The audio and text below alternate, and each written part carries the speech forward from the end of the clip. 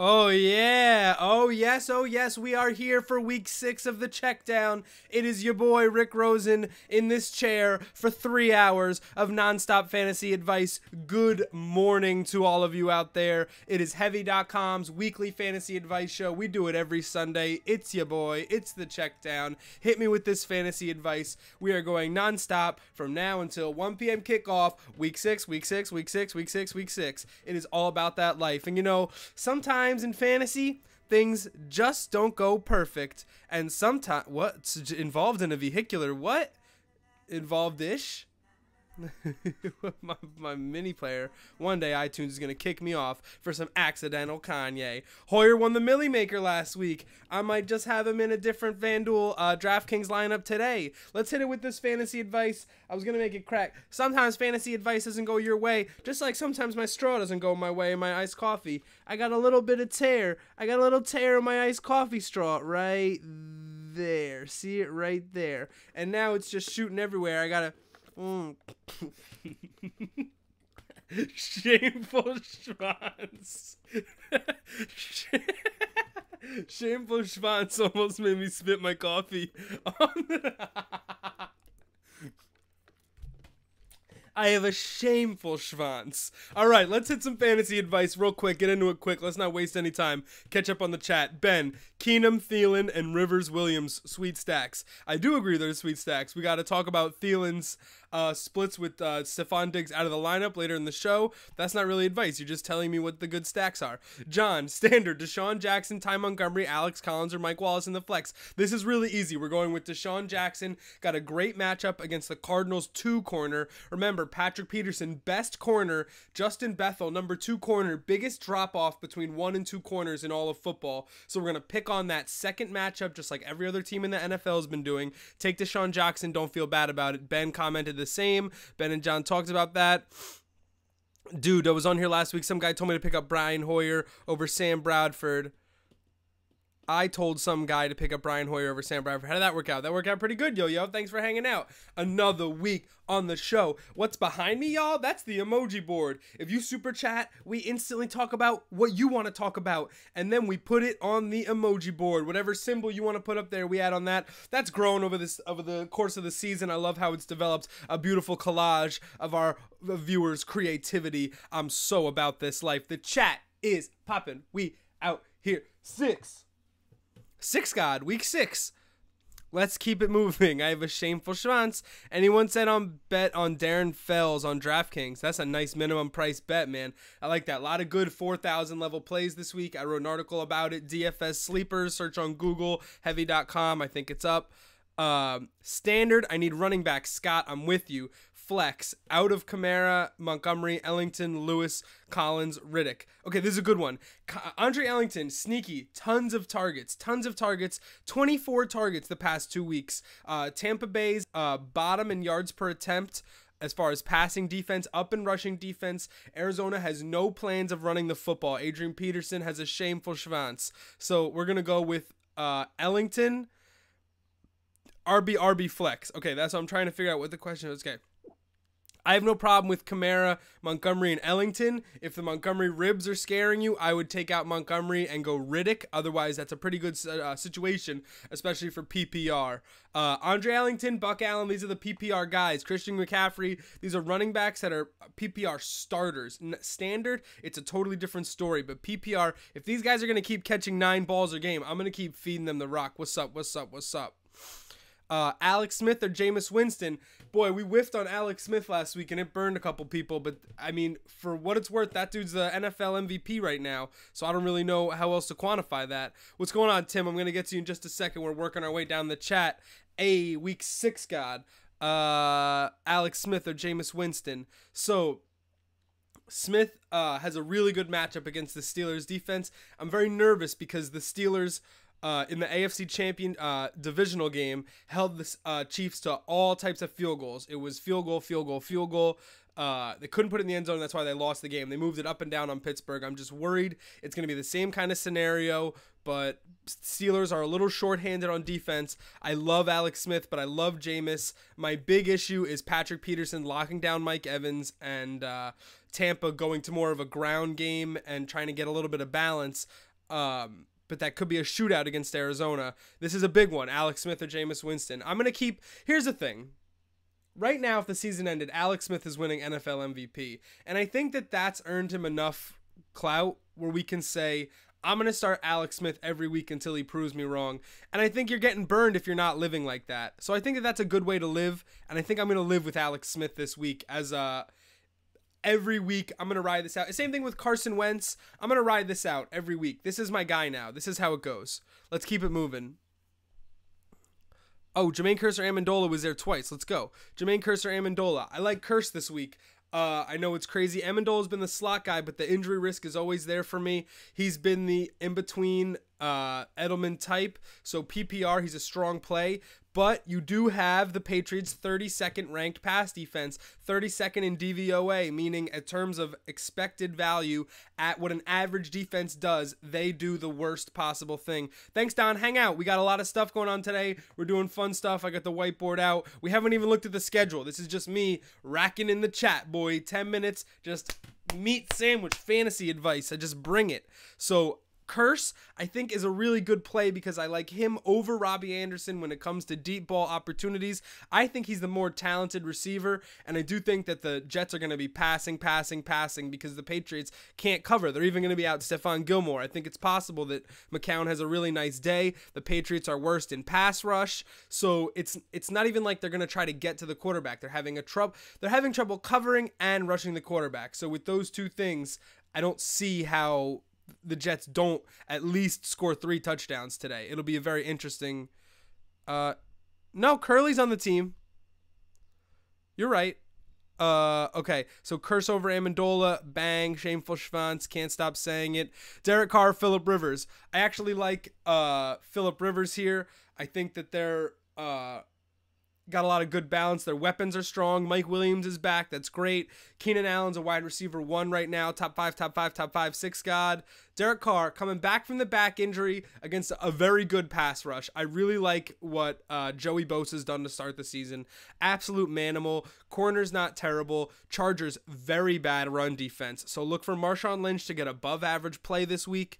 I don't think it's so unrealistic to start Marshawn Lynch. I've kind of been talking people off of him throughout the first couple weeks. His touches have diminished increasingly. When it diminishes increasingly, is that an oxymoron?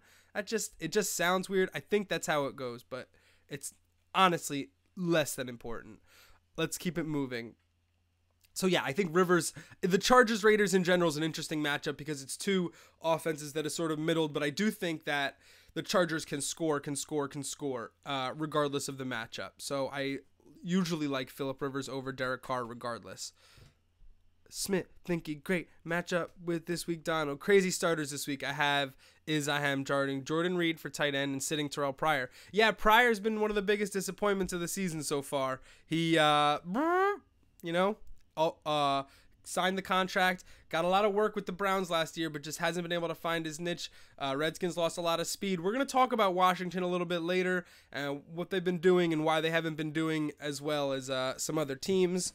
I'm just trying to catch up in the chat, and then we'll get into the actual show. Doggone, what's going on, man? Fuller or Amari Cooper? I think right now you got to start the hot hand and take Will Fuller there. Great matchup against the Browns. Cooper, struggle bus, man. Big time struggle bus, but he's going to break out. I definitely don't want to drop him, but I'm not going to start him this week. I'm going to start the guy scoring the touchdown. Curly's faster than Kearse. Wrong team, never mind. It's okay to be wrong. You shoot your shot. Shoot your shot on the check down. Are the Chargers staying in San Diego? I heard they couldn't play because the air quality. Yeah, the air quality has been horrendous. What's happening is wine country, Northern California, is going through tremendous fires right now, and the wind blows directly into the East Bay, right out there into Oakland. So that's going to be a big problem for that game today. They possibly look toward rescheduling it. I don't think that's going to happen. Especially because it's Sunday. But there are a lot of games I'm looking forward to. And now that we're caught out, let's bang on this schedule. So right now we're going to look at today's show. Then we have all our matchups tiered and ready to go. Then we're going to talk about plays. We're going to talk about who's running the most plays, who's running the least plays, and what that means from a fantasy perspective. It's the most basic stat in football. You got to call plays to do anything. So we're going to look at some plays charts. Our Checkdown power rankings, we are doing appetizers by group. Nothing specific, but we are doing appetizers for real, and it's going to be heated. People are going to hate me today. Then we're going to do Snooze Control. Those are sleepers, DFS sleepers, people we can pick up and start this week, pop in for a lineup. Then we're getting real spoopy because it's Halloween's coming up on the horizon. We're going to do something scary, hide your kids. It's going to be some real NC-17 content. And then we are going to conclude with our live draft on the draft app, going to do a snake draft for the draft app draft. We lost last week. That was our first loss. We went 3 weeks with winning money, real money on Play Draft app, and this will be the 5th week we do this bit, and we are looking to get back in the money. I did something smart this week. I took all my lines and my parlays and my bets and my DraftKings, did a little bit of DraftKings this morning, did it all before the show, so I'm not going to be scrambling at 12:30 like I've been the last couple weeks, like, punching parlays while the show's just whizzing me by. What a week it was for sports, man.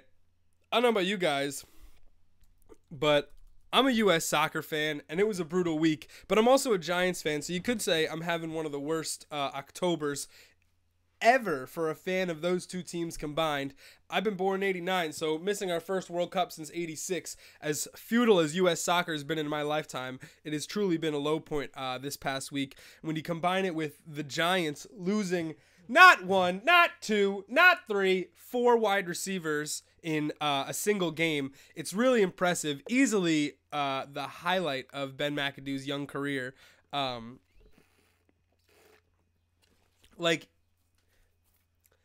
The big topic over the week should be, how do you adjust to losing Odell Beckham? Instead, it's, how do you save the season after losing 4 wide receivers? It's almost unfathomable that you could lose that much talent at one time.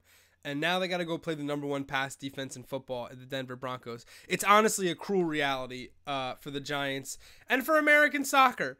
But, okay, let's talk about Funchess. Devin Funchess, John, actually had 9 targets this week against the Eagles on Thursday Night Football. Only finished with 3 catches for 30-something yards. But Funchess had a very, very good game. And I think it's important to note that there are not many people out here pulling down 8 targets, 9 targets in NFL games. So I know Cam Newton missed a couple of targets, had 3 picks, was throwing bombs down the stretch, but you got to think, Devin Funchess, if you're going to buy low on someone, if you're going to ship an offer for a wide receiver you're possibly considering getting better, Devin Funchess is getting tons of looks in this offense that needs these short throws.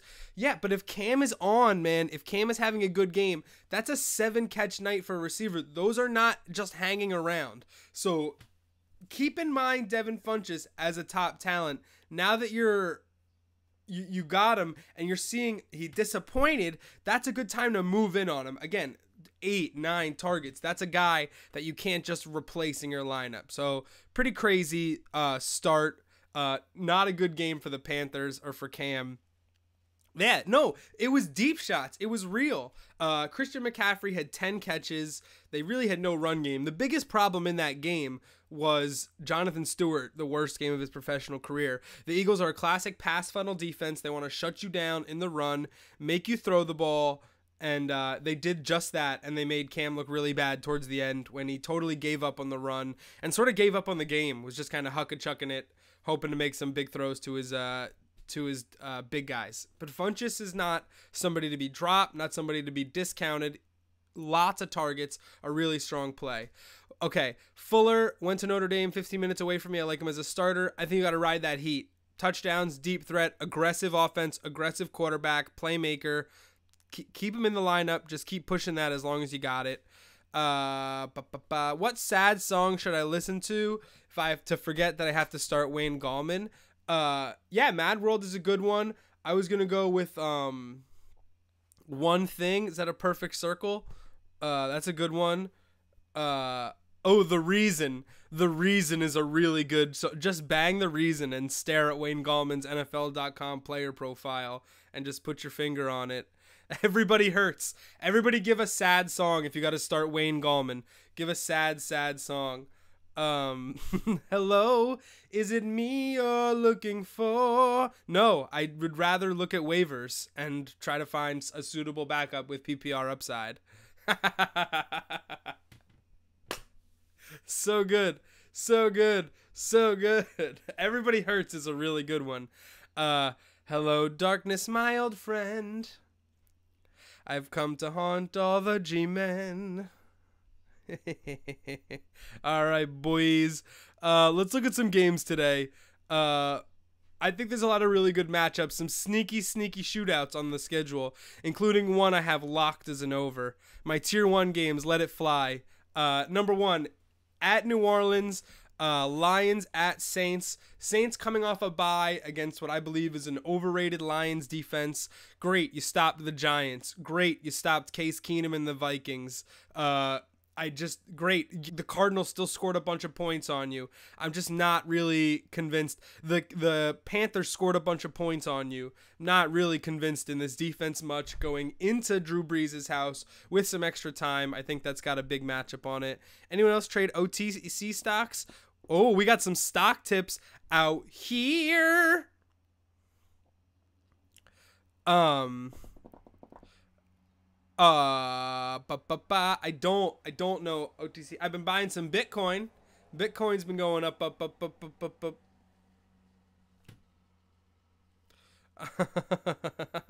Stafford is going to enrage you, man. That's a run-focused offense these days. They're going to focus on balance. I like Amir Abdullah this week. Stafford is going to just keep people mad. Okay, so Lions Saints, big matchup in the Dome. Steelers Chiefs. The Chiefs have the number 1 offense in football. Yeah, dude, Bitcoin has been crushing this month even. Just a massive surge. Sorry, I'm looking at trades. Ian Rappaport sending stuff out about Navarro Bowman. Raiders went to -6 all the way down to -3. All right. Steelers Chiefs, again, lots of field goals last time they met. So I think it's possible that they break out for the touchos, and that is a high-scoring game. Kareem Hunt's the difference. He's the big chunk plays against a Steelers defense that got absolutely demolished by Leonard Fournette last week. I think it's a strong play. Kareem Hunt and Le'Veon Bell, if you have them in both leagues, like some of us do, you're going to be okay. 49ers at Washington. I think this is a sneaky good matchup. Yeah, of course. Yeah, DFS, I can't believe people treat it as a real investment strategy. If you put all the money you put in DFS into Bitcoin, you'd not need to play DFS anymore. Splash. Yeah, the big plays are there, and I think Travis Kelce could have a really good game. My big concern is Antonio Brown on Marcus Peters and Martavis Bryant. This might be the last Martavis Bryant game we get. Juju Smith-Schuster and Eli Rogers are starting to creep their way into the offense. More touches for them, less for Bryant. They're trying to get a short and intermediate pass game going because it's very clear Roethlisberger's deep ball just isn't cutting it the way it used to. Also in Kansas City, not the best situation for the Steelers on the road, always less good. Kirk Cousins hosting the 49ers, Washington off a bye. 49ers have scored a bunch of points in a couple of matchups. Also, last 3 games, 2 points, 3 points, 3 points, all losses, but very close games. So they play close to their opponents, and Washington can score. So expect the Niners to score and keep up. Thanks, John. Come on, man. Hang out a little bit longer next week, man. We're hanging out. We got power rankings at 11:30. We don't stop. It's a check down. Keep your phone open. Just keep the show running. What it is, what it do. Niners Washington has sneaky blowout potential. I don't think Washington stops scoring. Those are two teams that would prefer to throw the ball at every instance. It's a Kyle Shanahan bowl. I expect nothing less than his best play calling. And the last one is Browns Texans. Deshaun Watson's not going to stop. He's going to keep airing it out. He's going to keep taking chances. He's going to keep feeding DeAndre Hopkins. On that same note, their defense is completely shredded. They lost 2 of their 3 best pass rushers last week. They're already down their best defensive back. This kills the Texans defense. They were 100% not the same after those 2 players went out on Sunday, and it isn't a good look. The rest of the way, you're going to be wanting betting on overs and betting on high-scoring games when the Texans are playing. That's just a fact. Yeah, DFS is crazy unpredictable, man. I do think there's a little bit of method to it, and there is some analytics you can play to get a slight advantage, but I don't see how people make like real money on NFL DFS. It just seems so crazy random. You do a lot more losing. You got to hit some big pots.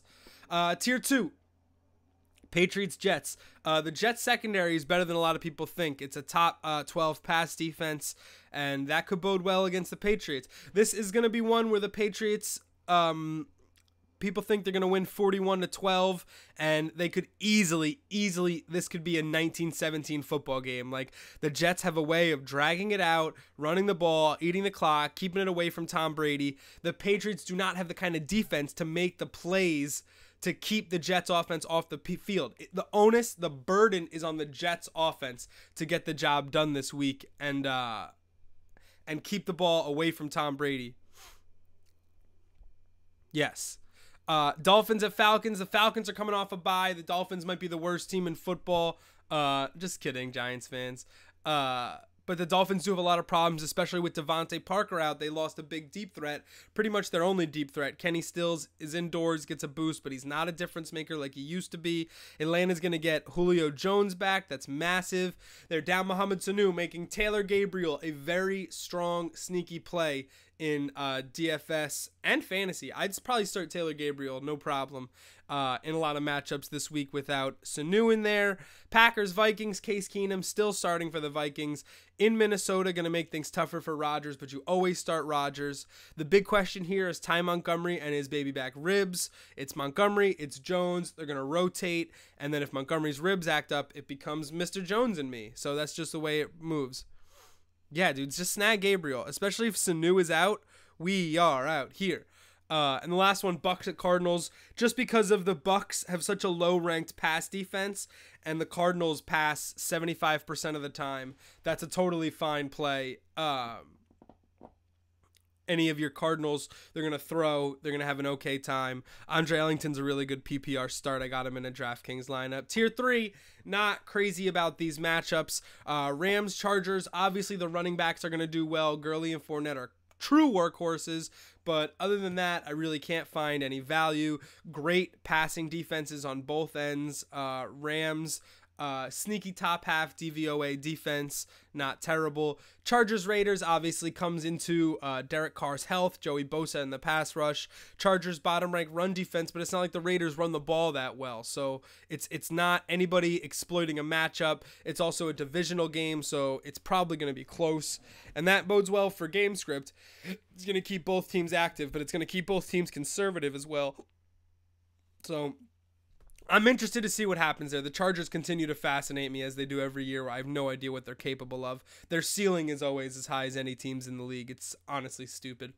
And then Colts Titans. Obviously, Marcus Mariota, I don't know what he's doing, so I can't really tell you what's going on with the game if nothing's happening there. Look at Taylor.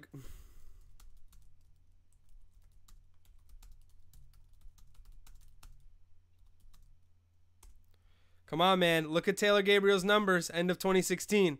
Be fair to the man. Yeah, Colts, Titans. Bad defenses, but we really don't know what we're getting on offenses. So pump the brakes on those matchups. And then the ones that I'm not sold on. Giants, Broncos. I would hate to start any Giants. Maybe CJ Anderson for the Broncos, because the Broncos are going to have the ball a ton. So don't be afraid to start some of your Denver offensive players if you need some spark. And then Bears, Ravens with Trubisky. You really don't know, and the Ravens have a really good defense this year. And the Bears have been surprisingly good. The Bears have been covering at a really high rate, so I expect this to be a low scoring game that I don't see much big play potential. I see a lot of back out of the backfield action for Buck Allen, and I see decent running from Jordan Howard, but nothing overwhelming offensively from either team. It's the game I want to see least on Red Zone today. Those are the Week 6 game outlooks for tiers. No fears. 3. Cheers. Check down. Moving on. Broncos defense. I do think they'll hold the Giants to 10 points or less. I'm going to bet the under on the team total. And I think it's a matter of the Giants' mobility and really their inability to run over everything. And when you combine the inability to run with the complete lack of receiver breakability, like able to separate themselves from coverage, I think the Giants are going to have really hard time getting chunk plays. Alfredo, I put a hole in my straw. What's going on, dude? Thanks for hopping in the check down. Let's go back to the main. Actually, I saw footage of the Giants defense warming up. Did you see the Giants defense getting ready for today's game? Oh no, it's mile high, so the air quality is just a little bit tougher. Woof, man. Oh, God, you know, they kicked DRC off the defense, and look what happens, man. Where is the pass rush? That is such a shame. What are you going to do, man? Unbelievable. Huh. Oh, absolutely, when it affects your performance, it's too risky to start. 100%. Yeah, the New York's going to really struggle. Easy loss, but it's also non-conference. It's also a winless team, a battered team with no direction. Cobb or Kearse at wide receiver. Alfredo, I really like this question because it's a good offense against a good defense versus a bad offense against a bad defense, and I like the matchup, and I like the bad defense every time. Give me Jermaine Kearse and that big playability. I'm going to save this matchup in my phone as one to watch for how I called these picks on the check down this week. It's something I do to keep track. We like Jermaine Kearse. We like Kearse over Cobb, baby, and that's a fact. I crushed these last week, except for all the ones with Alex Smith in them, and it was big.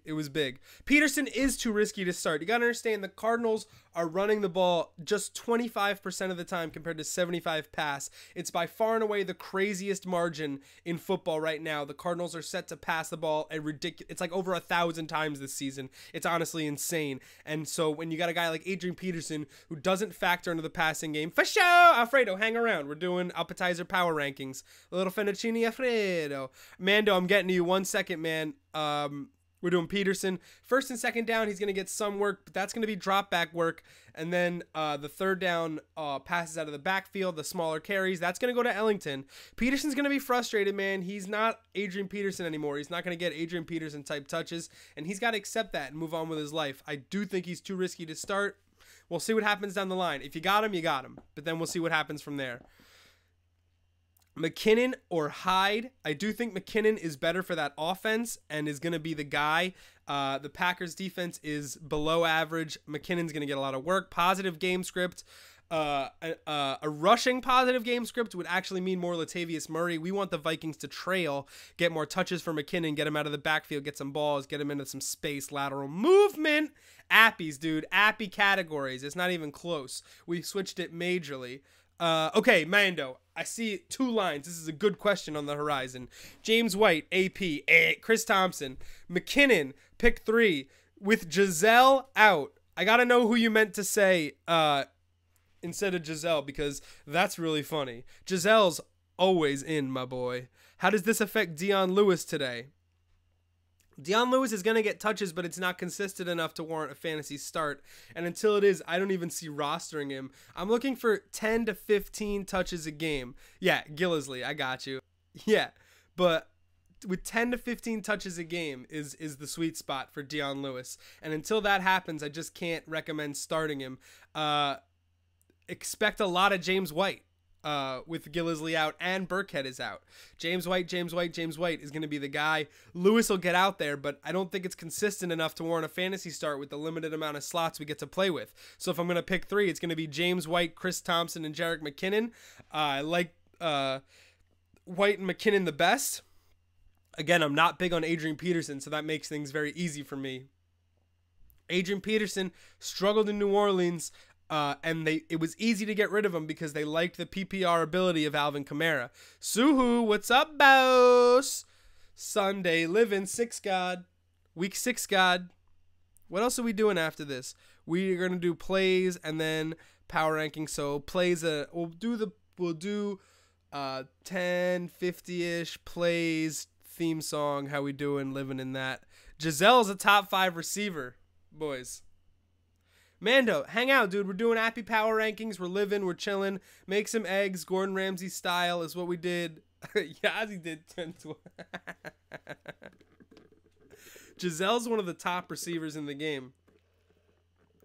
This show's for everybody. Everybody you like. Switching beverages. Coffee's dragging me out. Suhu, Drew Brees or Deshaun Watson? Reported. Drew Brees, Deshaun Watson's a really rough one because that's an elite quarterback, man. That's one of the best quarterbacks in football over the last decade, and I'm going to put him up against a rookie who just happened to throw 10 touchdowns in the last 2 weeks, or total 10 touchdowns in the last 2 weeks, and now he's got the Browns. So all my indications say go with Deshaun Watson this week. I know that's so crazy. You only have one quarterback to start, and one of them just happens to be one of the best quarterbacks in football history. But I do think the way Deshaun Watson has produced, it's tough because honestly, those Texans touchdowns, some of them have a little bit of garbage time in them, especially those Chiefs touchdowns are not 100% in the game situation. So within the game situation, I would like to say Saints, but I do think that there's a chance that the Saints settle for a lot of field goals today. The Lions defense isn't garbage, and Deshaun Watson has been moving the ball really well and making big plays, both with his legs and with his arm. And because of the plays he makes with his legs, I'm going to say Deshaun Watson, and I'm going to save it because it's such a ballsy situation that I don't necessarily feel 100% about, but I do think this is why we do this show, to make the tough calls and to talk about our gut and who's hot versus who's evaluated higher over the season. We got to take the heat sometime. Do I shower before work? PPR? No. No way. Absolutely not. No showering before work. Nobody cares. It's Sunday. Any Titans receivers worth starting if Castle starts? No. No Titans receivers worth starting ever. Rashard Matthews has seen a lot of red zone touches, but if Matt Castle is a starting quarterback, there's just too many better options for us to be wasting our roster spot on a guy playing for the Tennessee Titans with Matt Castle passing him the football. It's just that simple. We got to play our most talented, and the talent's not there. What's going on? Checkdown Sunday. It's week 6 of us doing this here. I hope y'all really been having fun this it. Do I risk it and go with Mariota Monday or start Carr? No, you got to start Carr. Mariota Monday is just not good enough. He's not sprinting yet in practice, so I don't trust that. Granted, the defenses aren't very good, but at the same time, you just can't risk not having a quarterback, and it's not the point where like nobody has Jacoby Brissett where you could just go pick him up because he's the other guy available. You need to have a quarterback, so take Carr and don't worry about it. That's your boy. It's just the way it is, man. You got to go for it.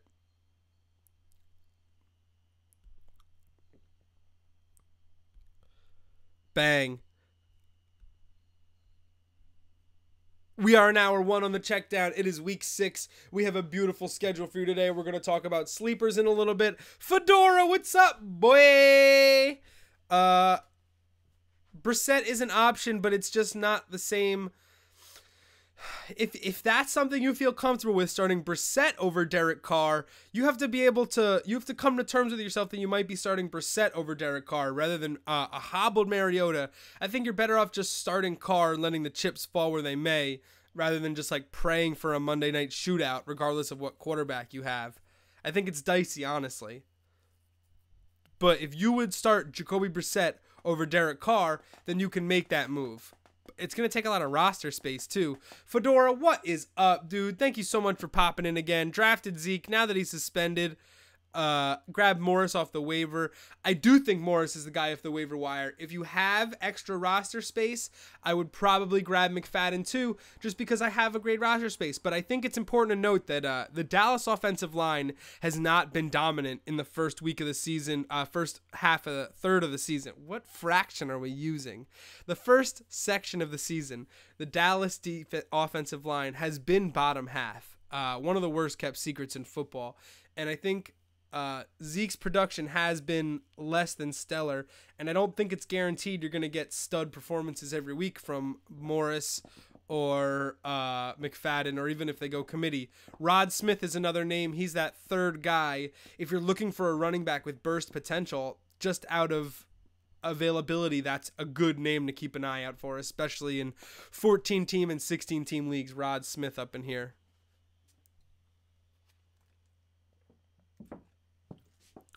Oh, Will Fuller, AP, or Javorius Allen for flex. I love Javorius Allen here. A lot of catches. One of the most targeted running backs in fantasy right now. Had really high PPR showings the past couple of weeks. He is the guy. Terrence West banged up. Alex Collins between the tackles. No PPR looks for Alex Collins. Buck Allen becomes the guy out of the backfield, and he can just rack up points by catching passes. If he catches 9 passes, you're going to be in good shape. The Bears have a good run defense, but have given up a touchdown every week to running backs. So I will make that decision for you. But thank you, Billy Bob. Hang out with us. We're going to do appetizer power rankings at 11:30. We are chilling hard, not hardly chilling. It's a Checkdown week 6. Oh! Who's better, T.Y. Hilton or Kelvin Benjamin? I like that question a lot. T.Y. Hilton is incredibly talented route runner, and he's got better speed. Kelvin Benjamin has the size and is a very good athlete. I do think Hilton has better hands. Here's the thing. T.Y. Hilton, I think, is more talented. In most situations, I think I'd rather have Kelvin Benjamin.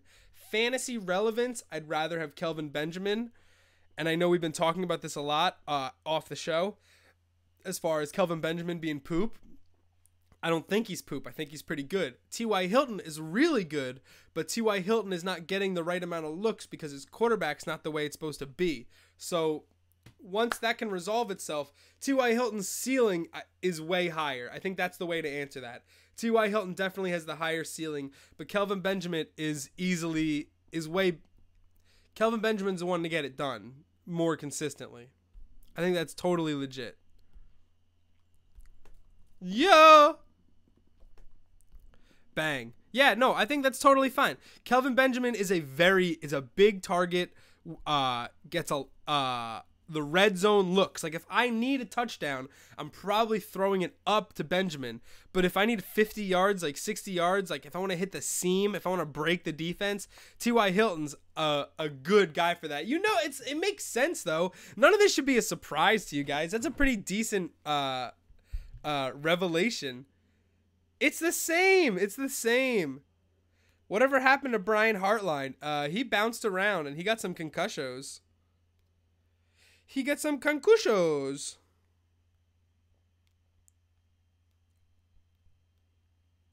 going to send a couple of group texts out just to get a couple more people in the chat. It's popping.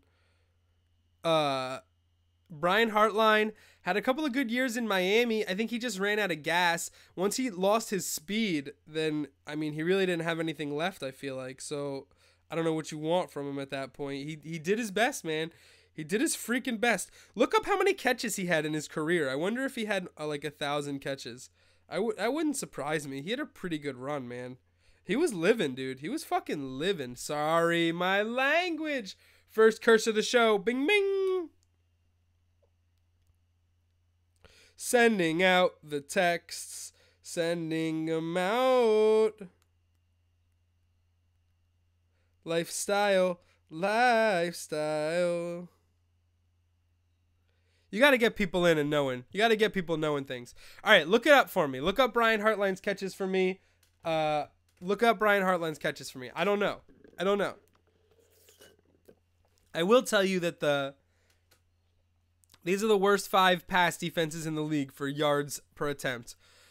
Browns, Raiders, Colts, Saints, Patriots.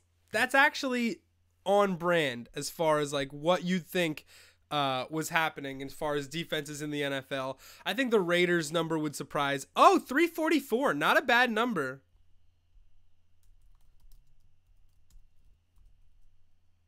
That's not too shabby.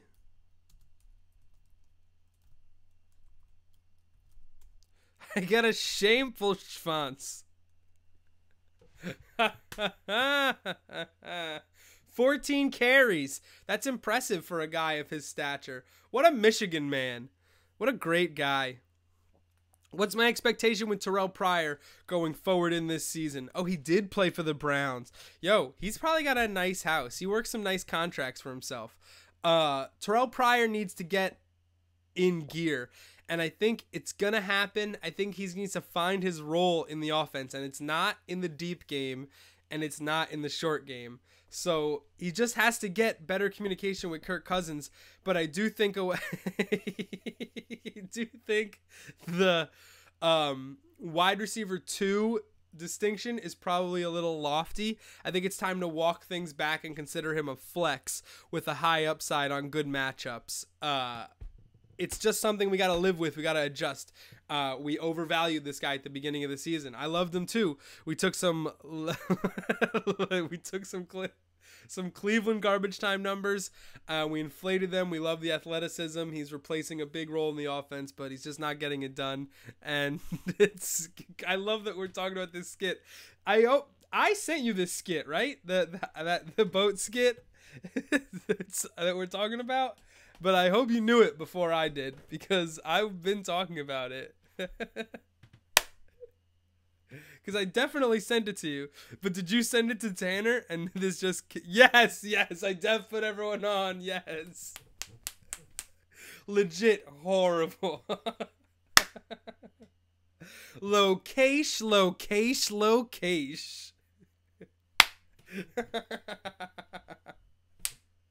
Oh my God. Do I sit Amari Cooper with a smile today, or will I regret it? Depending on who you got in his place, I think you could totally sit Amari Cooper and be fine with it. I took him in a DraftKings just because Amari Cooper's $5,000. Like, that's so cheap. He's usually up in like the $6,000-$7,000 range, so I had to grab him. But I do think he's gonna be a shameful schwanz today. And if you have someone good you can put in there, I think you'll be.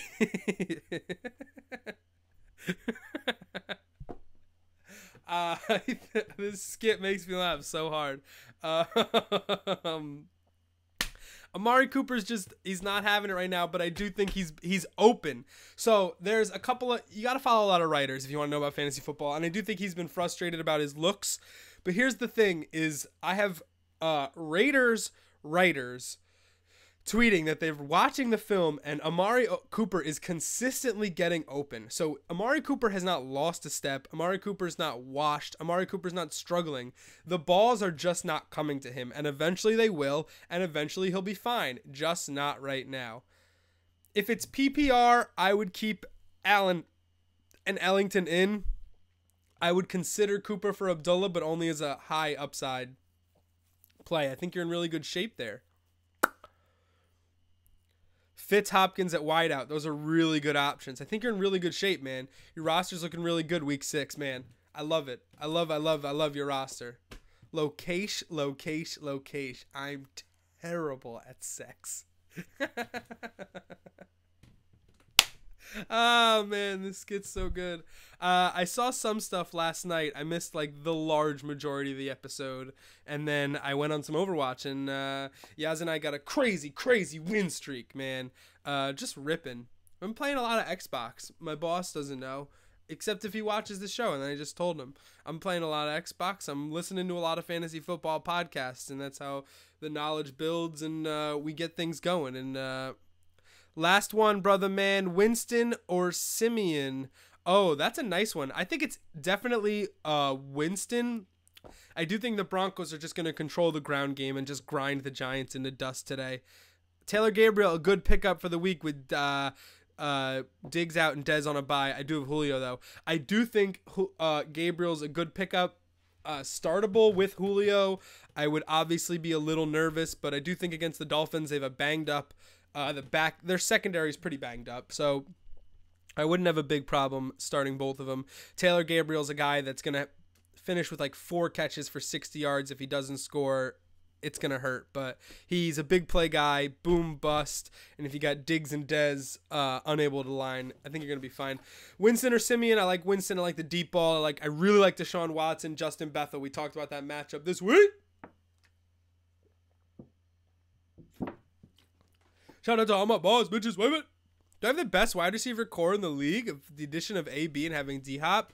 I mean, talent-wise, you do. I wish AB's numbers would reflect AB's value right now. He's by far and away the target leader in football, but the numbers are not exceptional to a point where I want.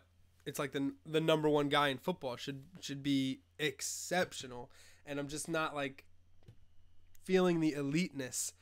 But I get what you're saying. Tire fire in my backfield. Collins, Abdullah, and Lewis. Pick 2 non-PPR. Abdullah and Lewis, definitely. Especially if Gillisley's not going to play. You're going to want to get some big playability out of Lewis, hopefully. The Jets have been stout, but you can move the ball on them, as we've seen with a lot of run-heavy teams like Buffalo and Jacksonville. Move the ball decently. Even Cleveland moved the ball later in the game. Collins just not getting enough run, and he's fumbles. Yeah, I've been told Gillisley's not playing. I'm going to type it into my Google machine because it's free. But,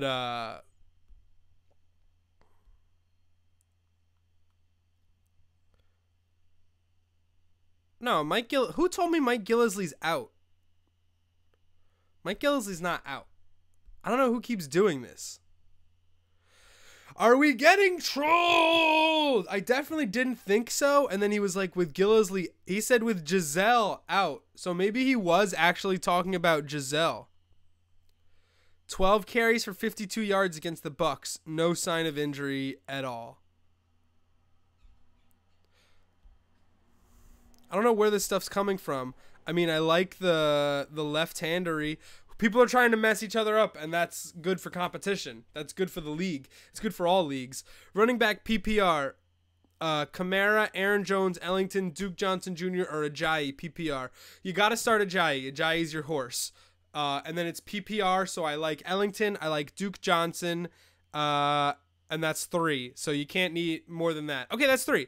So, yeah, you got to start Ajayi, dude. Ajayi's the workhorse, and if he's on, the Dolphins are on. The Falcons' run defense isn't anything to write home about.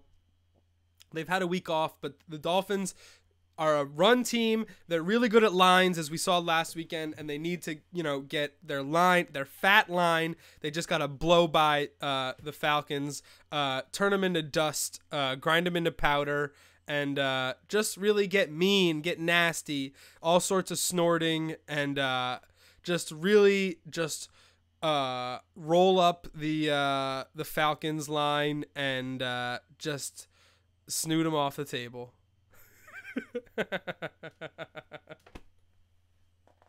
It's too easy. Gallman or Joe Mixon on his bye week. Wow, dude, I hate you. I hate you doing this to me. It's Gallman. Play Hello Darkness, my old friend. I'm so sorry, man. What are some other sad songs? We need sad songs for Gallman. Sad songs for starting Wayne Gallman. What was the one? I gotta scroll up, man. This is great. Everybody Hurts. Everybody Hurts is a really good one. And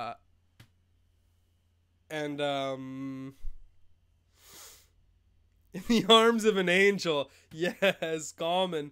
Gallman, Run to the Arms of an Angel.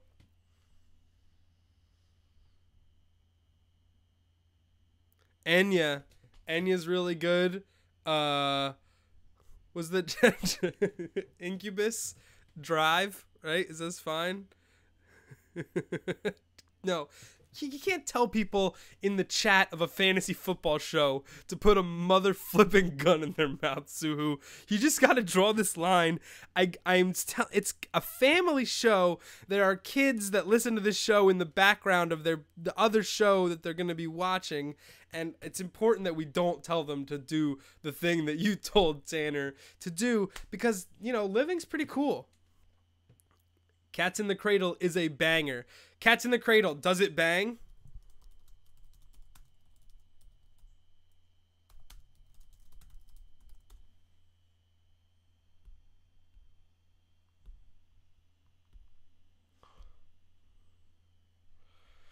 We are hitting the end of the first hour on the Checkdown. It's your boy hanging out easy like Sunday morning. Week 6, living so large, your boy on the Checkdown. We've looked through our matchups. We have sleepers coming up. We have a little play study coming up. Henrik Ibsen, The Dollhouse. It's a play. That's not the play we're working on. And we got power rankings queued up. They are aggressive to say the least.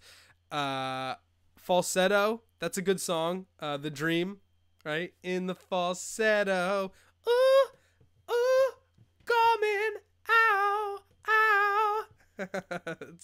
That's a 2000s throwback. It's not really a sad song. Maybe if you wanted to take Wayne Gallman in the shower in candlelight, that's what you listen to. But I am with you with all your fantasy questions for this first hour. It is Let Check Down. Nobody does it better than your boy in heavy.com. The theme is by Chuck Salamone. It is a banger. And with 5 minutes of the hour, we will play that. Then we will taking. Oh, thank you, sir. Can you start Hogan? Absolutely, you can start Hogan. You should be totally fine with Hogan. He's the Julian Edelman type. He's the number one receiver in the number one offense. It's the reason Brandon Cook's value has been struggling so mightily. I would conservatively start Chris Hogan as my wide receiver 2 every week for the rest of the season. The Patriots offense is that good, and Chris Hogan is that important to it. Bang, bang, bang. Kevin Hogan, dude. Oh, can you start Kevin Hogan? I think Kevin Hogan's a DFS play, man. I think Kevin Hogan is a legit DFS. I don't know. I was so confident about Chris Hogan, though. You like the way I just spit it, dog? I was so ready for it. Yeah, fucking Chris Hogan. Softball, Chris Hogan. Get it out of here. Belt it. No, Kevin Hogan, sneaky start. Texans defense super banged up, like I told you. He was wild efficient against the Jets. He made that game slightly relevant. Drove the Browns down for 2 touchdowns, had 40 rushing yards, and that's where I think Hogan gets real value, is he can scoot, and he'll be able to scoot against a Texans D that's down just a gang of linebackers and pass rushers. Hogan over Mariota. Totally fine. Totally fine. Gonna score points. And I'll save that in my phone. I think that's a totally fair comparison to make, and is solid fantasy advice, to say the least.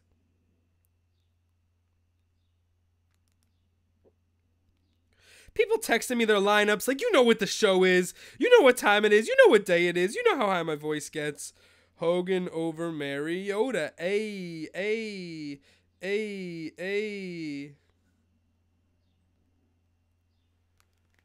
Hey, Hogan on the show. What's up, Ben? Mariota.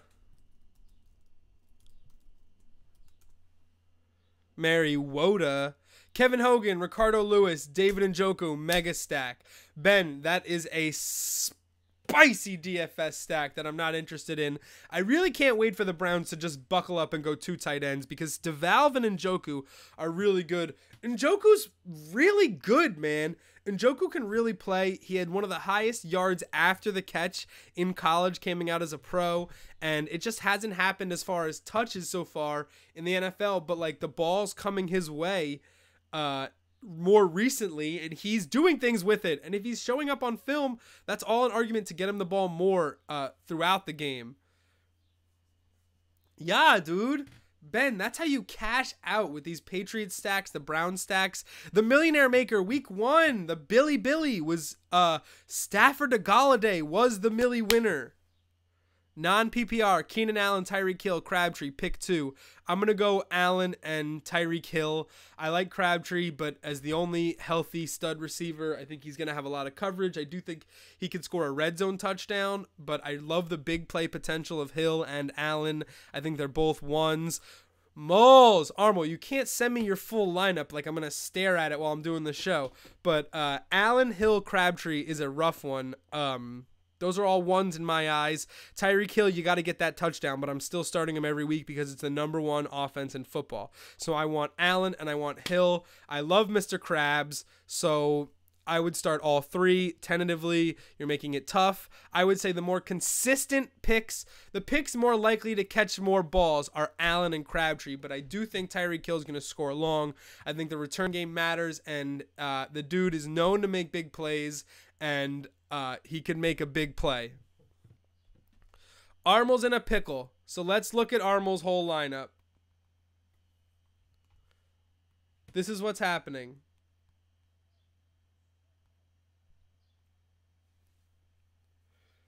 Two lineup. What do you want me to do, dude? What do you want me to do, dude? You're texting me your whole lineup? This isn't ESPN. This is a photo. What do you want me to do with this? What do you want me to do with this, Armel? Tell 5 people to watch the show and then give me your question. Come on now. Check down. Hit the music, boy. 11 o'clock.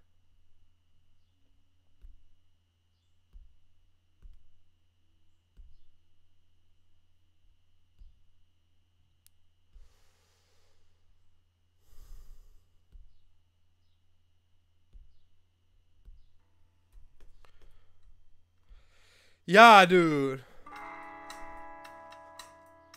1 hour and it bangs. They say, Rick, how do you do 3 hours every week, every Sunday, the Checkdown? Because I love it.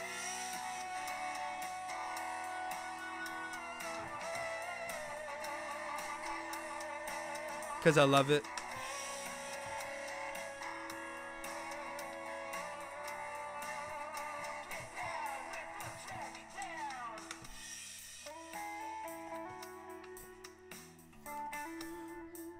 This is where we air commercial breaks on the big show, baby.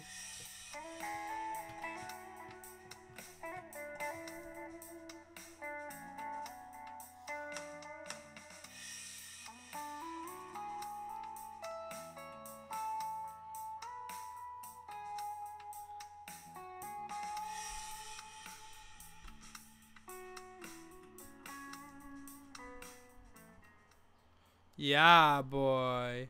I love that theme song. I'll play it every single hour for the rest of my life. Quick little stat. Matt Medica, Fantasy Sports Radio. Aaron Rodgers has thrown at least 3 touchdowns in 3 consecutive weeks and 10 total. He's attempted over 30 passes and thrown for 300 yards once over that span. So Rodgers has been getting it done on some efficient-ish. They've just been lighting teams up, and he's been hanging out. That doesn't include against Dallas. He really had to dig one out. How many times are we going to watch a team legitimately celebrate a touchdown against Aaron Rodgers with a minute 15, a minute 20, 58 seconds left? How many times are we going to watch these teams score with too much time left against the Aaron Rodgerses and Tom Brady's of the world before we just get it? Just go down early. Have some poise, some presence of moment when these situations. Every single time we see it. Dallas does it again last week with a minute left, fades to the end zone, stops the clock, and then an 11-yard Dak Prescott run takes it in for the winning score, and the Dallas Cowboys go insane. But the Packers know. Aaron Rodgers knows. And he worked his way down the field very methodically, and within a minute, his team was within striking distance, and with less than 10 seconds left, the Packers were in the end zone, and they won the game. And that's too easy for the average fan to see coming a mile away. And the Packers, they're one of the better teams in the NFC because of their ability to do that, to make quick work in short time, makes them one of the teams to beat, and Rodgers the number 1 quarterback. Let's get back to the questions. Jags D or Redskins D today? I really like the Jaguars D. Much lower total. I think the Redskins have a sneaky shootout opportunity. The Redskins are a good spread play with the Niners going cross-country for an early start, but it is their old coach, so I would worry a little bit about old offensive coordinator. Shanahan was there, and then he went to Atlanta, and now he's San Fran's coach. He knows what to do there. And he's got it's a Garcon revenge game. So keep that out on the horizon. So I would totally take Jags D. They are absolutely killing it in pass coverage to start, and they'll shut down Jared Goff and the Rams.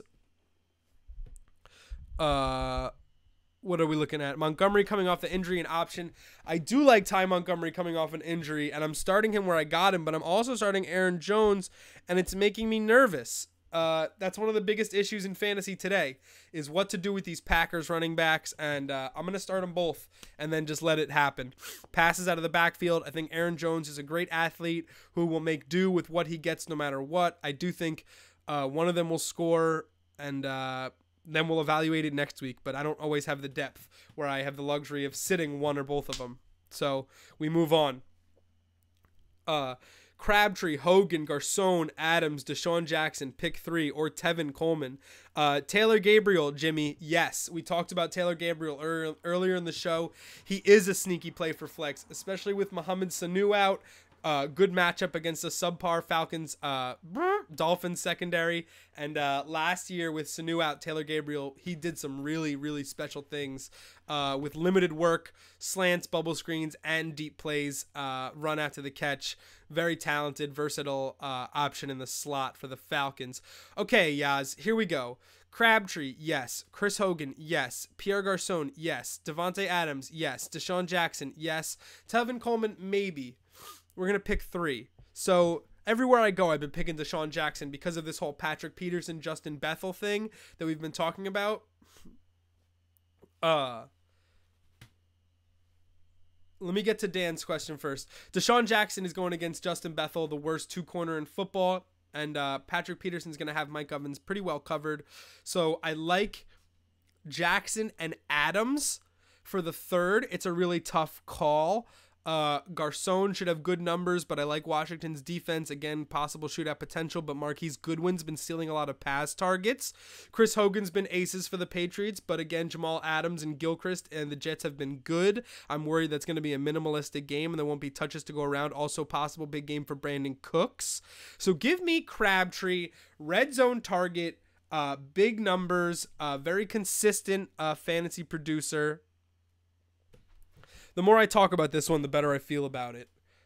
Crabtree, Adams, Deshaun Jackson, and remind me a couple hours from now how that one's working out for you. I'm very interested to see how that goes. What's up, Jimmy? Thanks for watching the Checkdown. Kyle Rudolph, Austin Seferian Jenkins, I can't decide help. I love Kyle Rudolph as an elite tight end, and I love Austin Seferian Jenkins matchup against the Patriots. So Kyle Rudolph at his value was established because of scoring last week against the Bears on Monday night. If he doesn't score, it's a pretty ho-hum night. But tight end scoring has been really hard to come by.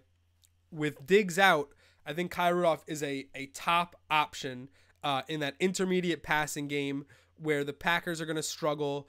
It's a good matchup for him. Tight ends have done decent against the Packers. And Seferian Jenkins is a very good matchup too, but I just think that Rudolph is a better, more active red zone target in the Vikings offense than the Jets. I think they're both a lock for 4 catches and 45 yards. I think they're both a lock for that number. We're looking for a touchdown, and I think that the Vikings have better odds of getting in there, getting the ball to Rudolph, and him making a play than with ASJ. Yeah, let's talk about plays, dog. So the plays, it's the most important stat in football, right? Wait, let's finish up these questions. Is Rams defense a good streaming option this week? I'm not so sure. It's mostly about run defense, something they're struggle about. Me? I'm a star? Wait, what don't you like about those picks, Jimmy Marrow? What don't you like about my picks, Jimmy Marrow? How come you think that I'm stoned the Sunday morning? Sunday morning is not for stone. Sunday morning is for church. Sunday morning is for Checkdown. I like you. Thanks, Jimmy. I'm always like this. I wish I could like. You can't like Facebook. I would like that. statement. Rams defense, sketchy streaming option. There's other streaming options I like.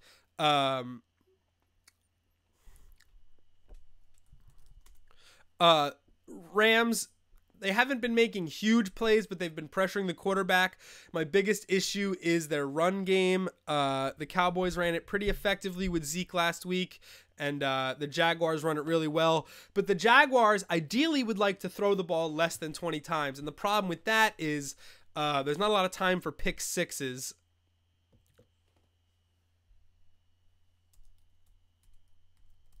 So I think that the Rams, if you can find someone better than the Rams, is not a lot of options readily available this week. Is not a lot of good options, and there's some good defenses on bye.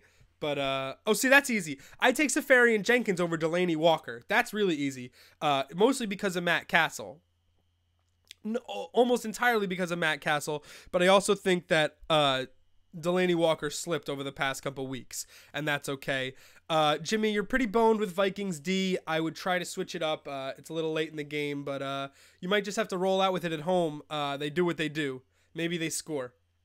So plays. The number one stat in all of football. If a team's calling more plays, they're getting more yards. Should I pick up Martavis Bryant? What's going on, Jake? Thanks for finally checking in the show. Appreciate it. Major Twitter follower up in here. Should I pick up Martavis Bryant or Amendola PPR for Zay Jones? I'm not big on Zay Jones these days. I'm actually out on Zay Jones. I was working on a segment this week called Bad Hands or Not Good Hands because of the Good Hands team. Zay Jones is only catching about 25% of his targets. It's one of the worst numbers in all of football for fantasy relevant receivers. It's really ugly. So Zay Jones totally droppable. If I had to pick up Martavis Bryant or Amendola, I'd lean Amendola, especially PPR. Martavis Bryant, also someone that's falling off the radar due to lack of production. Delaney had a 60-yard TD called back, but, you know, we got guys getting slightly overthrown. How's a 60-yard TD getting called back for injury any different than one that's, like, just off the hands or tackled at the one? Like, not getting production is not getting production. Chris Thompson or Pryor in the flex. That's a rough one, man, because we got to go with touches. The 49ers run defense has not been good. The 49ers defense in general hasn't been good at all, but I like Chris Thompson just because Pryor's been so inconsistent. I think Thompson's more likely to break a big play, and he'll get more usage, definitely get more looks, more possibilities to break away than Pryor, and that's not so bad. What's up, Shane? Week 6, God, up here on the Checkdown. Your boys rolling up the sleeves, getting nice and schwitzy for the gang. Bucks, Patriots, Packers, or Rams defense. Really tough call. All towards the bottom. Should I keep stashing Mixon and Cup? I've held so far. Need to make moves. I got guys wanting to trade for Mixon. Is Cup a drop? If you've got guys willing to trade other startables for Mixon, you might have to do it. Mixon's touches are up, but his production hasn't really matched it. Cooper Cup is been a PPR flex play and has some good red zone looks, but that's obviously Todd Gurley's offense, and anything that isn't Todd Gurley related isn't worth like super banking on the Rams.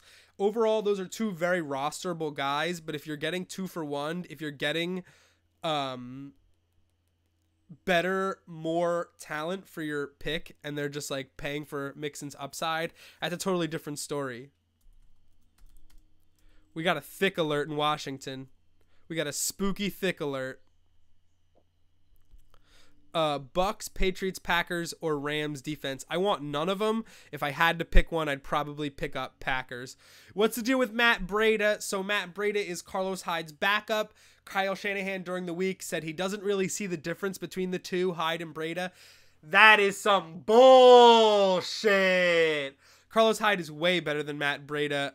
The problem is Hyde's been going through a hip injury that kept him sidelined for a lot of last week's game, and Breida filled the slack, but he didn't fill the slack particularly well. So Breida is a guy worth rostering if you have space in your league, but Carlos Hyde's still the guy to me, and I don't see the San Fran as like a workhorse run team, so there's no outstanding point to like rush out there and grab Breda.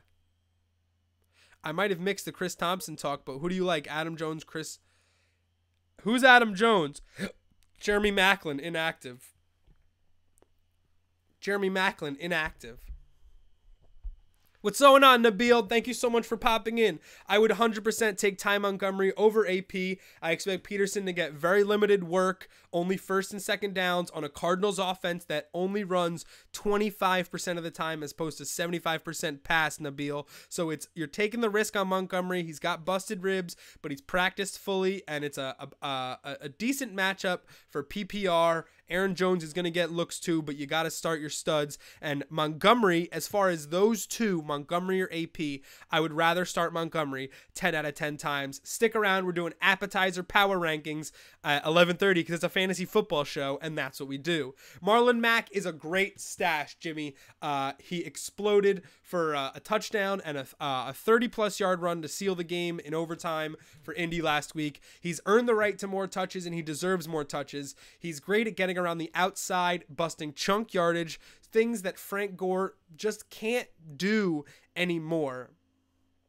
So I'm totally fine with a Marlon Mack roster spot.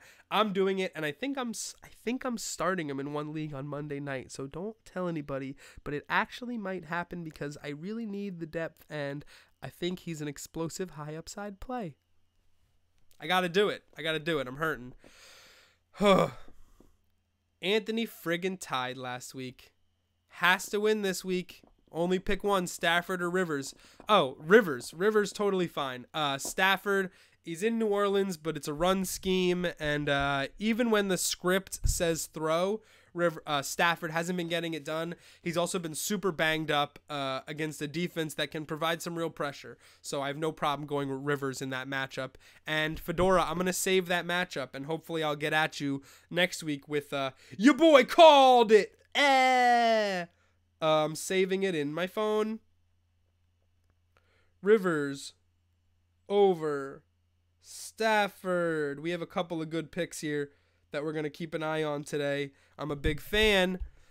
Wow, bunch of the same choices, guys.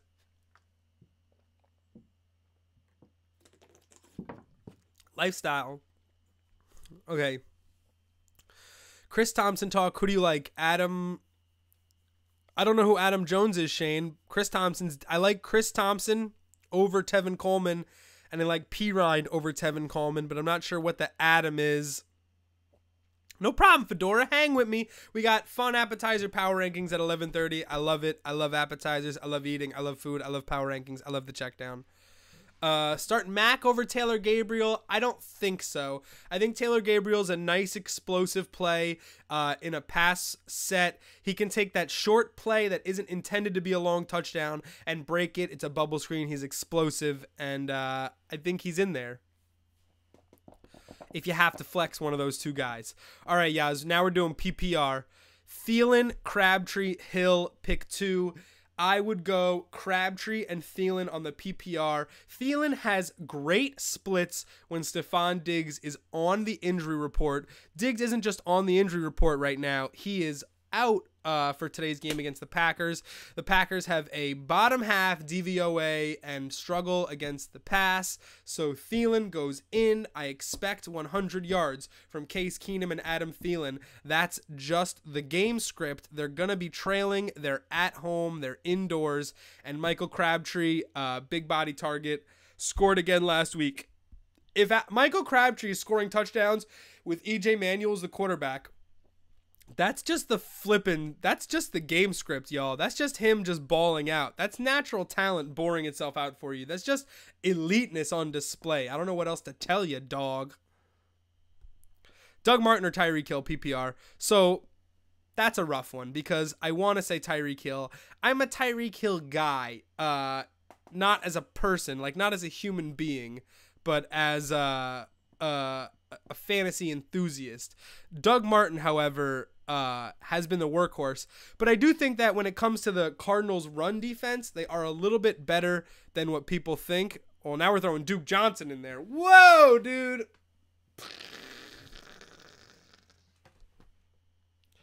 Duke Johnson throws a big wrench in that because he's seen greater touches the past couple weeks, and with Kevin Hogan in there, Hogan's going to try to spread that ball around much better than Kaiser did. Kaiser throws and Hogan, they throw different types of passes. Kaiser's more of a laser guy. Hogan's more of a touch guy. I don't like Doug Martin against the Arizona defense. If you have a better running back, especially PPR, I think you can do better. Hill, big play. You're kind of working with what you got. As far as PPR, I think the safer play is Duke Johnson. The potential for high scoring lies with Tyreek Hill, but I would probably rather start Duke Johnson, and I think I'm overthinking it, and I think you should start Tyreek Hill. I'm not going to save that one. It's too close, and I'm afraid to get it wrong. How about that? Kevin Hogan out here looking like a cool dad.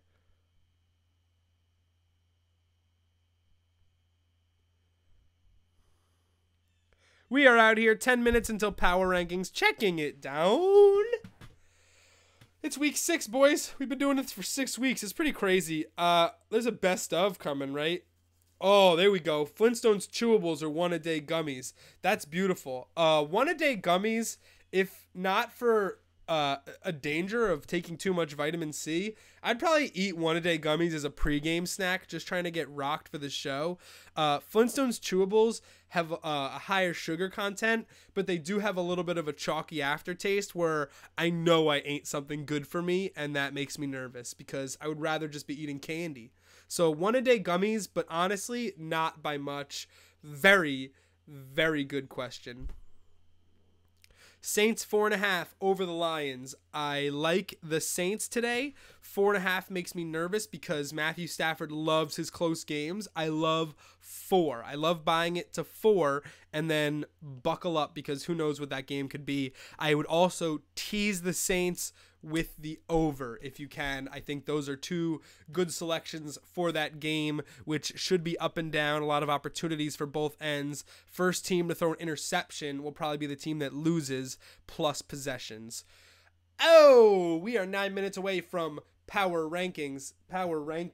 Checking down every week here on the Checkdown. We've done some pretty wacky stuff. We're going back to food after last 2 weeks reprieve from edible arrangements. That's what, when it's food power rankings, that's an edible arrangement. Get it?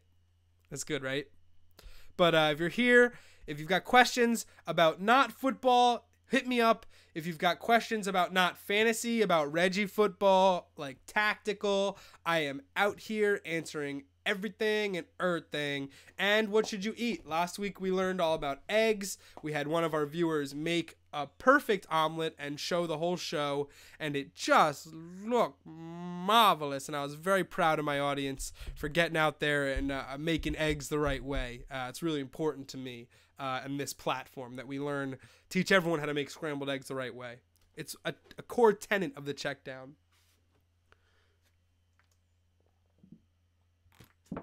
In case you didn't know, we got some power rankings. Then we're going to do our segment about plays. We have sleepers for DFS. We have some really spoopy Halloween segment coming up in the last hour that you don't want to miss. You're going to get scared. And then we're going to do our live draft on Draft App. We are almost undefeated in the live draft on Draft App. We have won money 4 out of the 5 weeks we've done the bit, so we are going to keep the bit going. Keep the good bit going. So the Jags are favored. So that means we take the Rams, right? If the Jags are actually the favorite, if the Jags are giving points, we usually take the other team. Even though it's at home, it's the Jags are hot, and it's one of their best wins in a while, and they got the whole West Coast team flying east for the early start. That's that game, and San Fran coming to Washington. 2 really good matchups that we can exploit. So those are good matchups, but I'm not so confident in the Rams' ability to move the ball in the Jaguars' defense. Other than Gurley and Fournette, I don't know who to start fantasy relevant out of those games.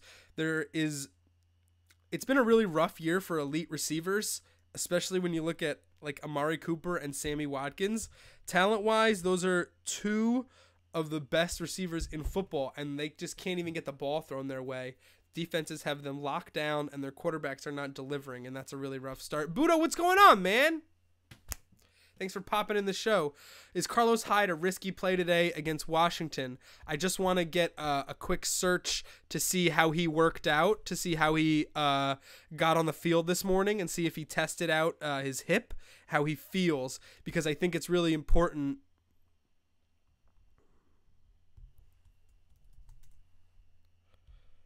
Carlos Hyde being shopped by the 49ers.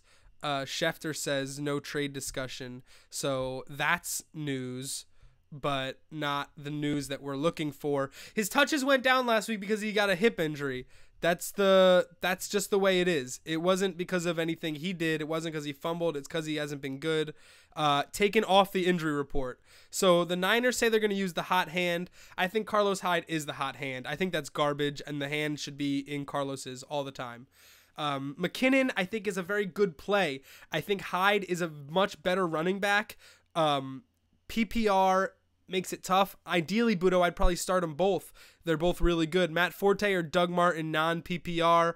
I want Forte. That's a really rough one, man. I started like I was so sure about that. I'm just not sure with Matt Forte having missed a couple of weeks. Doug Martin's going to get the volume. AP or Murray? Nabil, that is a horrible question. I love it, though. I love it so much. Man, that's tough. AP's only going to get the early down work, but so is Murray. AP is probably going to get the goal line work. So is Murray. And based on that, I'm going to go with Murray simply because of play calling. The whole lack of a run game for Arizona, this 75-25 pass run split, is the sole reason for me not backing Adrian Peterson for the time being. Just because his team's not throwing the ball, not running the ball, he can't be trusted to get the ball.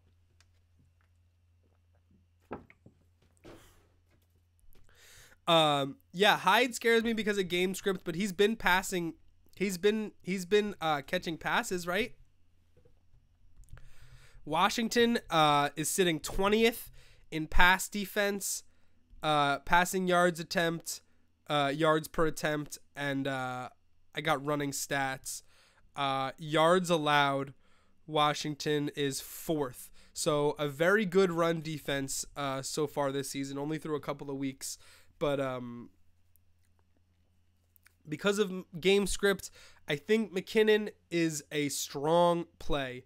Carlos Hyde is a workhorse, but I'm telling people to start these committee backs because there's just not a lot of 25 touch guys hanging around. Everybody's got one maybe. CJ Anderson, McKinnon, Hyde for 2 RB spots and half-point PPR.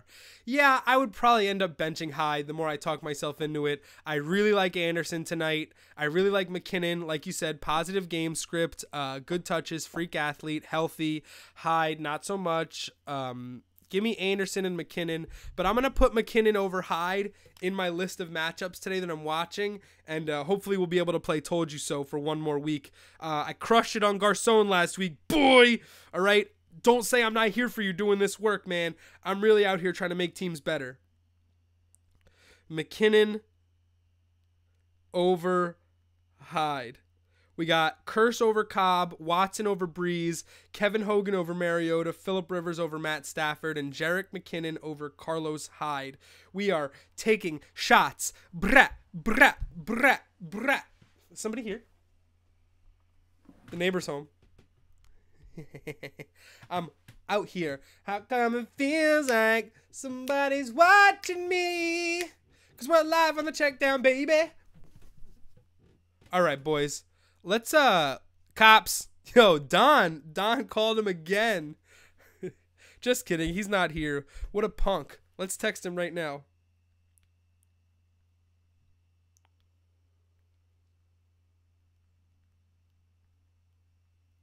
Call the cops. You won't, is what I texted him. 3-team special, Patriots even, Packers +7, Chiefs +6.5, Broncos -2, pick 3. Oh, you got to go Patriots, Chiefs, Broncos there. I don't want to play a division game on the road. I like the Packers, but division game on the road, I'd rather have the #1 offense, the #1 defense, and the Patriots over the Jets. When you phrase it like that, it makes the other 3 teams sound really good, right? Let me get 10 points on a tease for the best team in football, the Patriots, or the reigning champions, the #1 offense, and the #1 defense. Sounds pretty good. Okay. It's time. We do it every week. The Checkdown. Power rankings, power rankings, power rankings, power rankings, power rankings, power rankings, power rankings, power rankings here. It's 11:30 on the dot. In a couple seconds. Oh, we got 10 seconds. And we're talking about appetizers. Now, when we talk about appetizers, I'm not just talking about food. I'm just talking about one dish. I'm talking about things that you can order to share with your friends before the full meal comes out. Stuff you can enjoy. And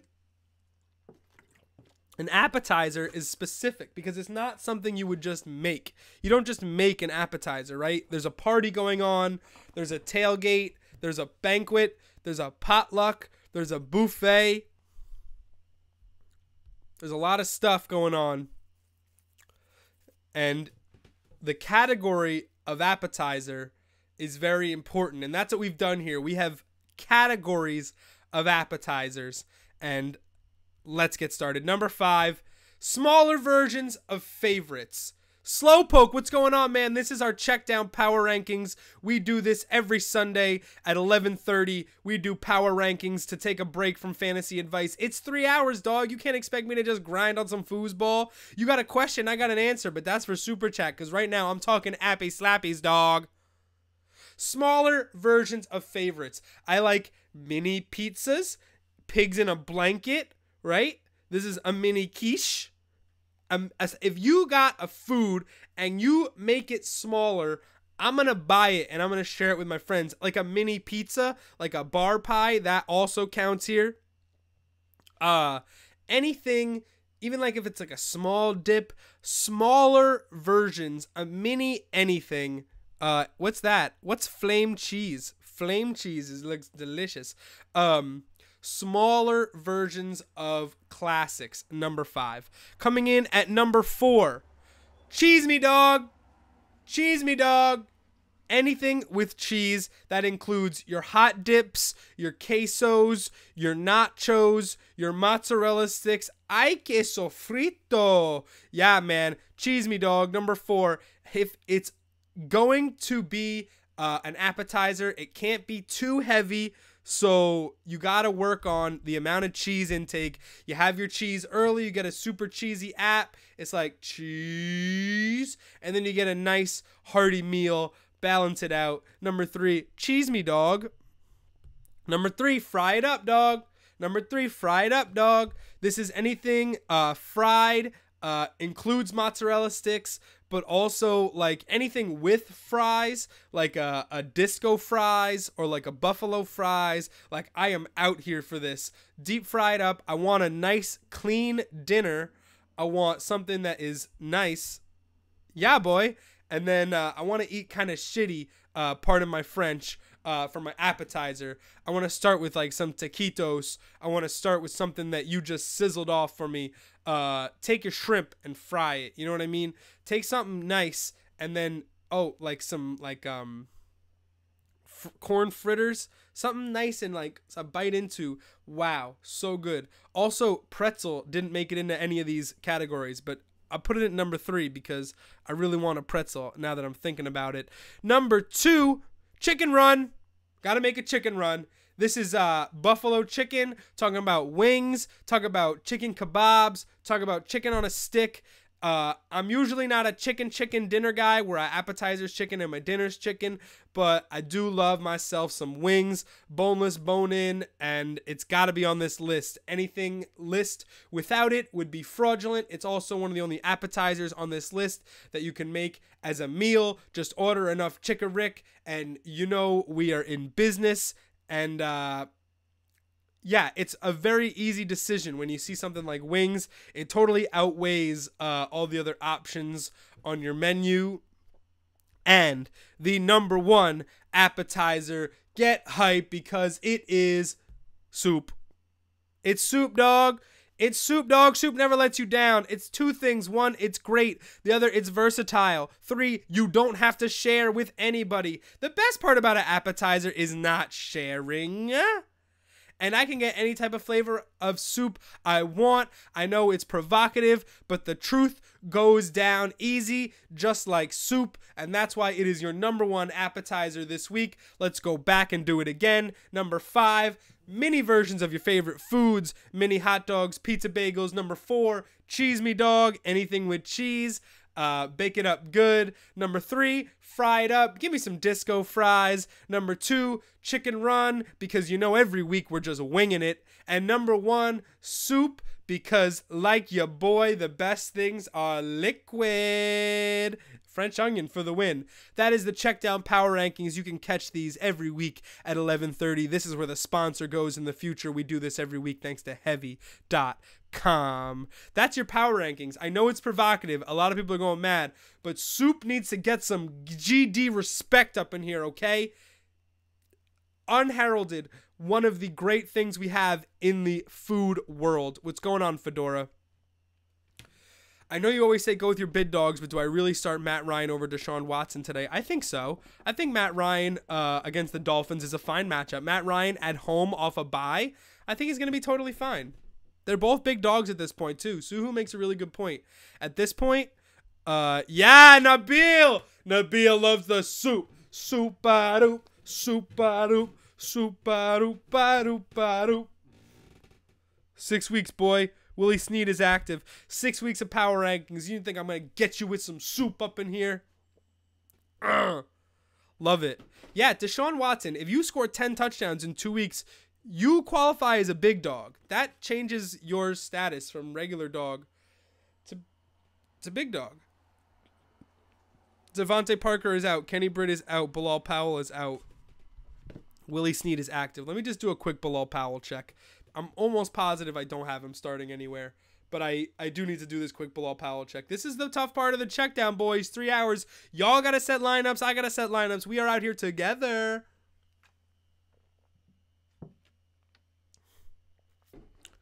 Checking lineups. Checking lineups.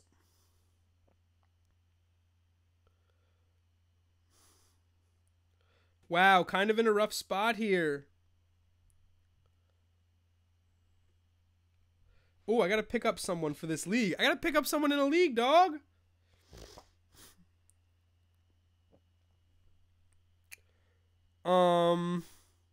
That's pretty sketchy. I will need a new change of shorts if the Jets win. Oh, I totally understand that. That's hilarious, dude. The Jets are really in the shape against a bad defense. Dude, come on now. You never know.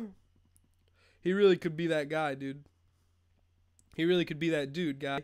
I got a 2 49ers receiver on this team. No Garcon. We have to make some changes. I'm putting Pirine in this lineup. Flex, PPR, Martin, McKinnon, or Buck Allen. I love Buck Allen this week. Buck Allen, then McKinnon, then Martin. The Jets, dude. Yeah, but this is a matchup that, I mean, if they can put some heat on Brady, it's really not so unrealistic.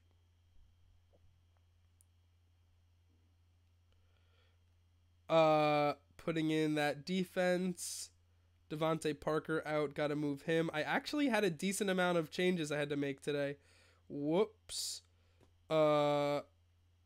Starting Crabtree and Cooper in that league. Got to do it. I think I have Powell here. No, I got McGuire in. That's fine. Woo! Close calls all around, gang. Really fun. Really fun. Yeah, Jets have a tough road, but honestly 3-2 is enough for them to make some headway and make some noise and get people looking at them the right way, and that's a good start. For them to go where they need to be. Yo, what's going on, Manny? Come on now. Let's go, Jags. Where's the Jags love, man? It's all you, bro. Come on now. I'm not gonna dirt on no Jags. I'm out here, bro. I'm out here for you, man. I'm not in K-Town throwing it down. You know what I'm saying? Love it, dude. Love it. Love it, love it, love it. Thank you so much for popping in. You just missed appetizer power rankings. I know your boy loves some appy dappies, and we got real appy slappy with some happies. So, that's it. We're moving in towards the end of the first hour. Let's talk about plays, dog. Now that I have this here. So plays, the most important stat in football. And when we look at who calls the most plays, it really isn't that complicated. So these are the teams with the most plays called in football. So number 1 is the Cardinals. Absolute most plays in football. And they're doing this because of their passing offense. They're passing the ball 75%, running the ball 25%. That means that the clock is stopped. Yeah, man, he got that suit, boy. That means the clock is stopped when they're making plays, and it's leading to them to call more plays, and they're in longer games because of that. 21 is their the number is their third down conversion rate. So while they're calling a lot of plays, it's not particularly working out for them as far as efficiency is concerned, right? Number 2 is the Patriots. Every time you sip from that giant water bottle, it reminds me of the point. Yeah, I gotta stay hydrated here. It's brutal. You can't talk for 3 hours and not keep your whistle wet. Number 2 is the Patriots. Now, for a bunch of years, the Patriots were the number 1 team in plays called, and it's caught up with them a little bit in the same way that a power hitting team finished 3rd this year, because all the other teams in baseball are also hitting for power now. So there's a lot less, your power doesn't mean as much. And just like the Patriots, they're calling more plays, but it doesn't mean as much because everyone's calling more plays. But it is working out for them. They are 10th in third down conversion rate, and this is a lot more no huddle with the balance as opposed to what the Cardinals do. This is the right amount of explosiveness with no huddle, with balance, with play calling. The Patriots are right about where you would expect them to be through 6 weeks. The biggest surprise and the number 1 offense in football right now is the Philadelphia Eagles. The Eagles are calling the most plays in football right now, but not only that, they're also the most efficient offense with the number 1 third down conversion percentage. It's crazy to think about, but they're just doing it better. When they have the ball, they're more effective than any other team in the league, and it's leading to more first downs, longer drives, and more points, and that's why the Eagles are doing as well as they are right now. And for every team that's calling plays really well, there's another team that's really sucking when it comes to staying on the field and keeping the ball moving.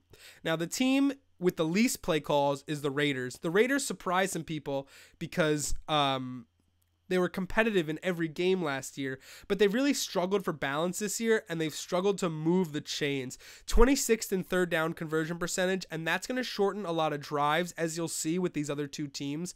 A team that doesn't convert, doesn't stay on the field, and they call less plays, and the Raiders have not been running the ball, have not been putting themselves in third and short, and thus have not been moving the chains and keeping drives sustained, and that's why they're 26th.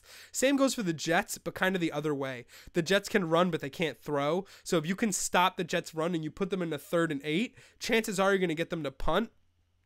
The Jets have also been a victim of game script this season, where they get down and they have to keep throwing, and then they have to keep punting, and they kind of get taken out of any type of balance they might have.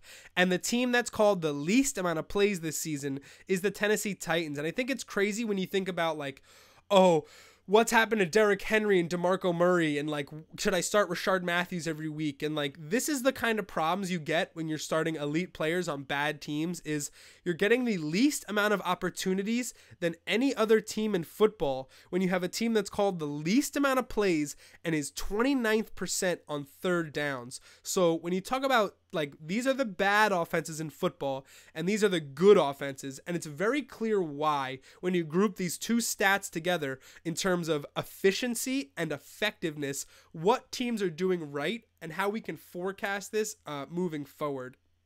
If you've learned anything from this segment, get some Eagles into your lineup. Get an Alshon Jeffrey.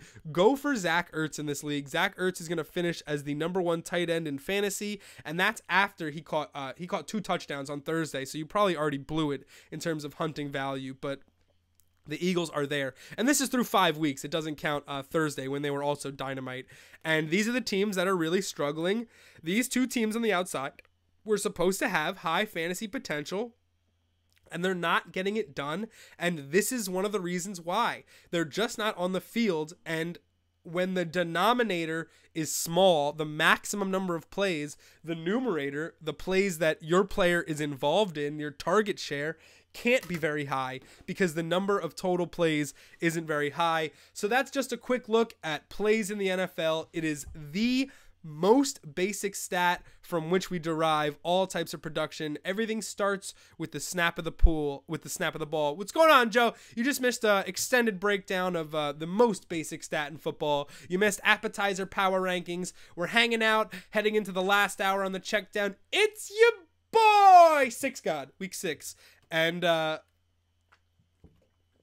answered a lot of questions. One thing we didn't talk about extensively is what to do with Zeke Elliot. And it's pretty provocative because we told you that he was going to miss some time, even if it wasn't the beginning of the season. And the law wins again. And he's going to serve that suspension. And he's going to come back for Thanksgiving. But you want to make sure that your team is in position by then. So if you are leading your league, if you are undefeated right now, it is a decent time to trade for Zeke Elliott because you have a very, very, very good chance of making the playoffs.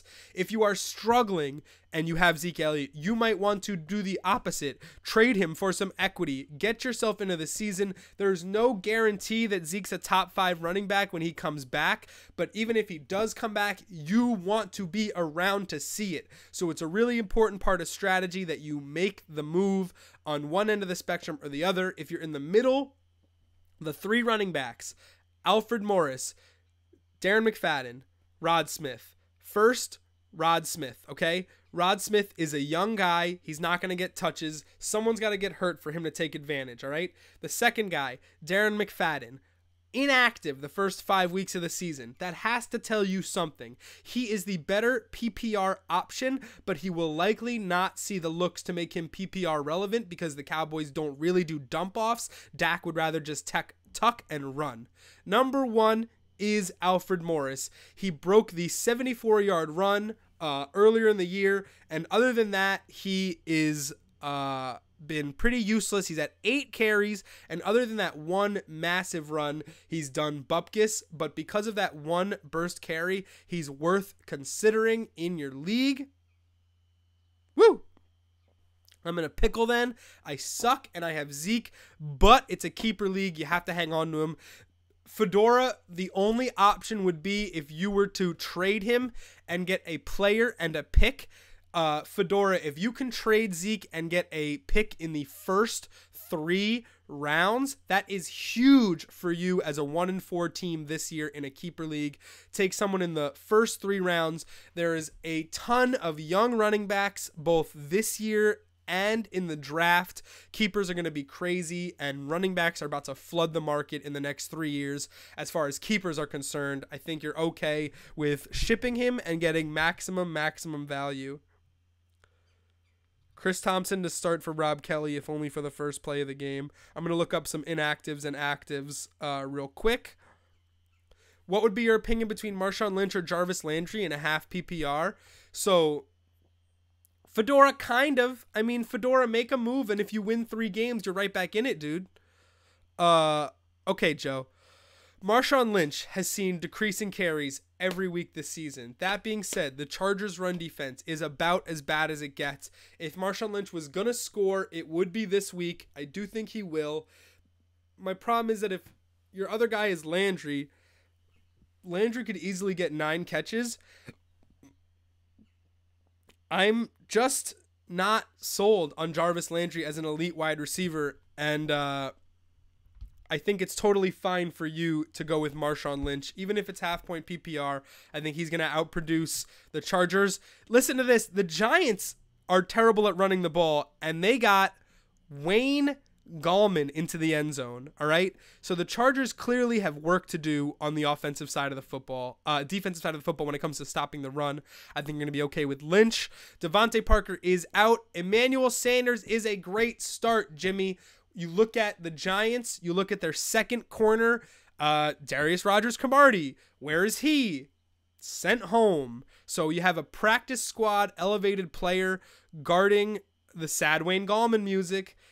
Everybody hurts on the Giants. Emmanuel Sanders is going up against the weaker coverage options on the Giants because Jenkins is going to guard Demaryius Thomas. So this is a really, really, really good Emmanuel Sanders option, and I really like him, and I think you should be starting him. And I'm going to see if I can get Emmanuel Sanders in the draft app later on today when we do our live draft in the draft app. Live draft in the draft app. Live draft in the draft app. I think that's totally legit, and that's a good question. E. Sanders over Devontae Parker. Even so, even with a fully healthy Devontae Parker, I'd very likely side with Emmanuel Sanders just because of the Rogers-Cromartie thing getting sent away, and then so it creates a massively opportunistic matchup for you with Sanders against the backup's backup on the Giants. Boom! Heading into the final hour here. Do you smell that? Week 6 is almost upon us. I'm wafting it in, and pretty soon it'll be invading my nostrils, and I'll be burning from the ashes. Football is in full swing. It's almost to that point where football has come so fast. Whoa, hey. Football has already been progressing so quickly that the season is getting into the later stages, and it hurts. It hurts because football's here and the Giants are already gone after a month, and what do I do? Jimmy, take a picture of those sausage balls and send them to me on Twitter at the Rick Rosen. I love the idea of sausage balls. That sounds delicious. Sausage ball, that's just like a meatball made with sausage. That sounds fatomster. K dumpster fire. Q dumpster fire? Absolutely. Oh, you guys want to see the Giants defense? So Eli Apple benched. Dominique Rodgers-Cromartie suspended. Your New York Giants secondary. Oh no. Trevor Simeon's running all over this. Oh, they're making Jamal Charles look like a Hall of Famer. No. Virgil Green catching passes. Who's Virgil Green? Why do I have to look at him? Oh, this is the primetime game, and Monday is Titans Colts. Oh, God. Clean it up. Clean it up. I could look at that every week. That is too much fun, man. That's so fun. Gotta cue it up, boys. Sausage, cheese, and biscuit mix. That is actually fire. Okay. Manny, Jaglove. Yeah. I'm nervous because they're favored on the spread. I'm obviously starting Fournette. I hope he gets 25 carries. That's their key to victory. Their key to victory is more than 25 Fournette carries and less than 20 Bortles attempts. The Rams don't have a crazy defense, but they are going to make Bortles throw, and hopefully he can execute. They are favored, but it's a West Coast team flying east. I get very nervous each way, and I would go with Fournette 100%, and I would bet the Jags if I had to pick. Aaron Jones or Isaiah Crowell. Ty Montgomery is active. It is a really, really tough call. South rules. I really like Aaron Jones. Aaron Jones had an absolutely crazy run expectancy score last week, whereas the expected value of the run, he far exceeded it in every situation, was averaging over 5 yards a carry against a decent Cowboys defense. Crowell has been cooked the past couple weeks. He makes me nervous as a football player, as a fantasy starter. I would go with Aaron Jones, and I'm going to save that South rules in my notes for this week. because I want to prove myself right with this Aaron Jones guy. I'm just looking for any reason not to pick Isaiah Crowell because he has burned me and many Checkdown viewers and many fantasy players numeral times, and it just hurts, and I'm sick of getting burned by Isaiah Crowell. What do I think of players kneeling for the anthem? Nabil, I have absolutely no problem with protesting racial inequality.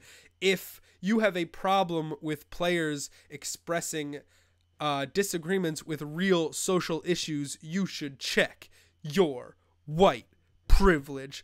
Simeon or Winston, that's a good matchup. The Giants are going to be hard-pressed to get a stop tonight against Denver. Trevor Simeon has been wild efficient. I like him. I like Jameis too, but Jameis is going to lose Mike Evans because of Patrick Peterson. So I would say Simeon. It's really, really, really close though, Joey, I think they're going to have very similar scores. I would go Simeon. It makes me nervous, and it's a toss-up. But that's a tough one. Oh, Jimmy, come on. Jimmy, talk to me, Jimmy. Jimmy, talk to me, Jimmy. Jimmy, talk to me, Jimmy. Jimmy, talk to me, Jimmy. Jimmy, talk to me, Jimmy. Got him right in the privilege, man. Oh, no. Talk to me, Jimmy. Jimmy, talk to me, Jimmy. I got a whole last hour. We got to do sleepers and we got to do our draft app. That combined takes about 8 minutes. I'm looking for you to talk to me about, did he really leave? That would be incredible. Talk to me about your fantasy conundrums or about other things. I don't understand how you are white and like can't process that. It just is unfathomable to me. Anyway, I don't know. It's fun while it lasted. Oh, boycott the Checkdown. He's anti-freedom. Oh man. Last week was the Pence protest. Hopefully we get some more spiciness. I love the spiciness from my football. I love not talking about football while football is on. I'm also still not cutting my hair until the Giants win. It was a really rough week without a haircut. Please get a win for me tonight, boys. Please get a win for me tonight, boys. We need it. Yeah, dude. If he really left, that is amazing. I just want to talk to you, Jimmy. I just want to talk to you, Jimmy.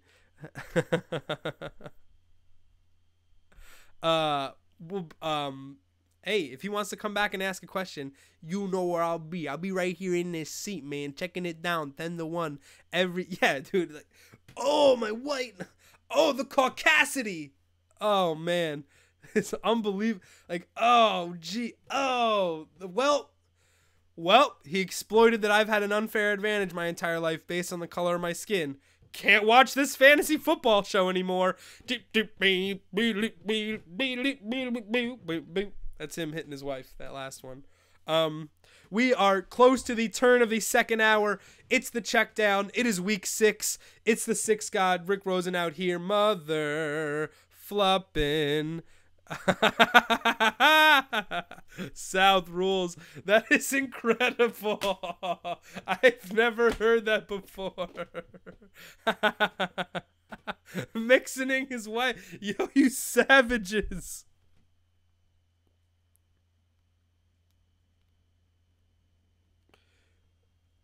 Oh my god, that is so good.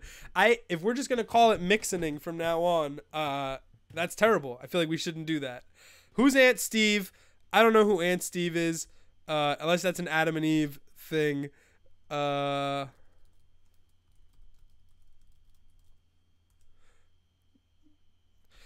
We are out here for the final hour. In 3 minutes, I'm going to hit that theme song, and then we're going to talk about the final things. Oh, my God. We got to do spoops, dude.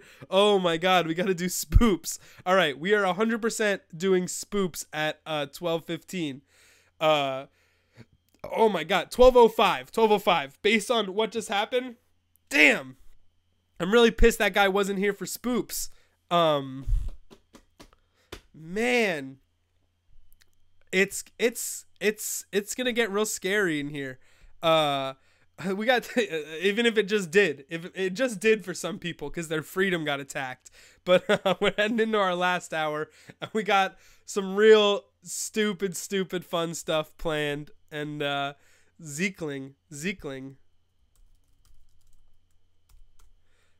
I love the Checkdown. I love hanging out with you guys on a Sunday morning.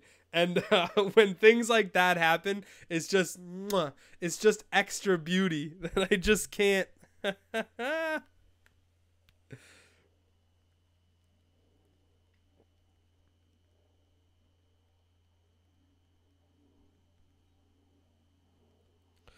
Oh man, I'm sending some more stuff.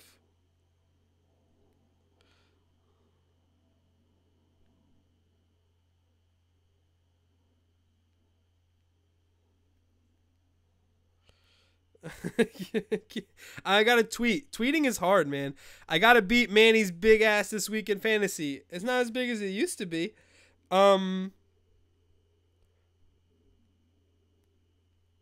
He's got to play all his Jaguars, so you should be in good space. The dude's got 4 Jags on his team, probably, right? Lifestyle. Let's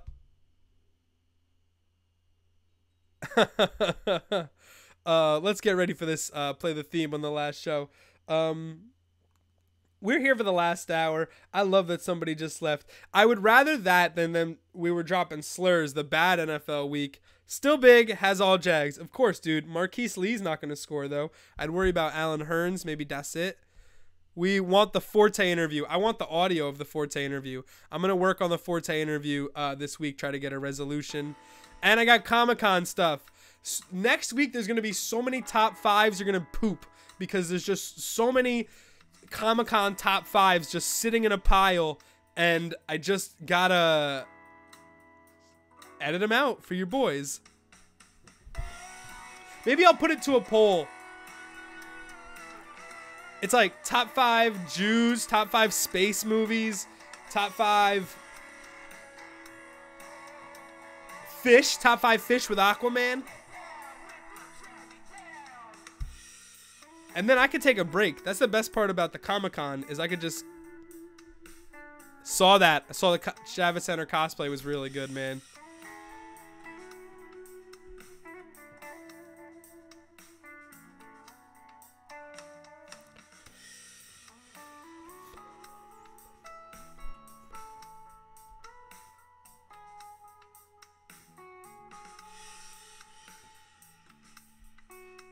I love this last part that's like totally disconnected, the theme song, out of nowhere. I don't think I ever play that part. I always usually bring it down before that. It's like super angsty. Gets me flipping going. He was the Javits Center. Joe, you suck. I got no Jags. Rick, you're the man. I'm going to meet Joe's ass. Don't worry. I need some sort of update later today from this Manny Joe fantasy showdown. I'm all about it too. Okay, so let's do Snooze Control. Let's do the draft app. We have an hour, and I want to make sure all this iTunes is just cranking on me. Every time wants to play Kanye. I mean, I'd want to play Kanye too if I were, you know, not paying license fees. Hey, skipped it, found it. Boom. Okay. All right, boys. Shipped. All right, let's do Snooze Control. So these are sleepers, DFS sleepers. If in this last hour you want to make a nice little DFS lineup, I'm here for you. The first one's Kevin Hogan, predicted shootout, Browns-Texans. I think you can get really good cheapness off of him, some good production, couple touchdowns. Also, rushing yards help out his score a lot. Good value quarterback play. Andre Ellington, 24 passing targets the last 2 weeks. High PPR upside. Tampa's got a really strong interior. That means he's going to make good plays on the outside, get the ball in space. Passing game, critical for Arizona. Marquise Goodwin. This is a guy that is getting tons of touches and not producing. One of those things is going to change. 11 targets last week. Wasn't even that big of a shootout. His team scored like 20 points. That number can go up as he starts to build a role in the offense. Another thing for Goodwin is he has 6 red zone targets, but no touchdowns, meaning the looks are there, and that's going to change. That's not sustainable. He's going to get those points, and right now his value just doesn't properly reflect it.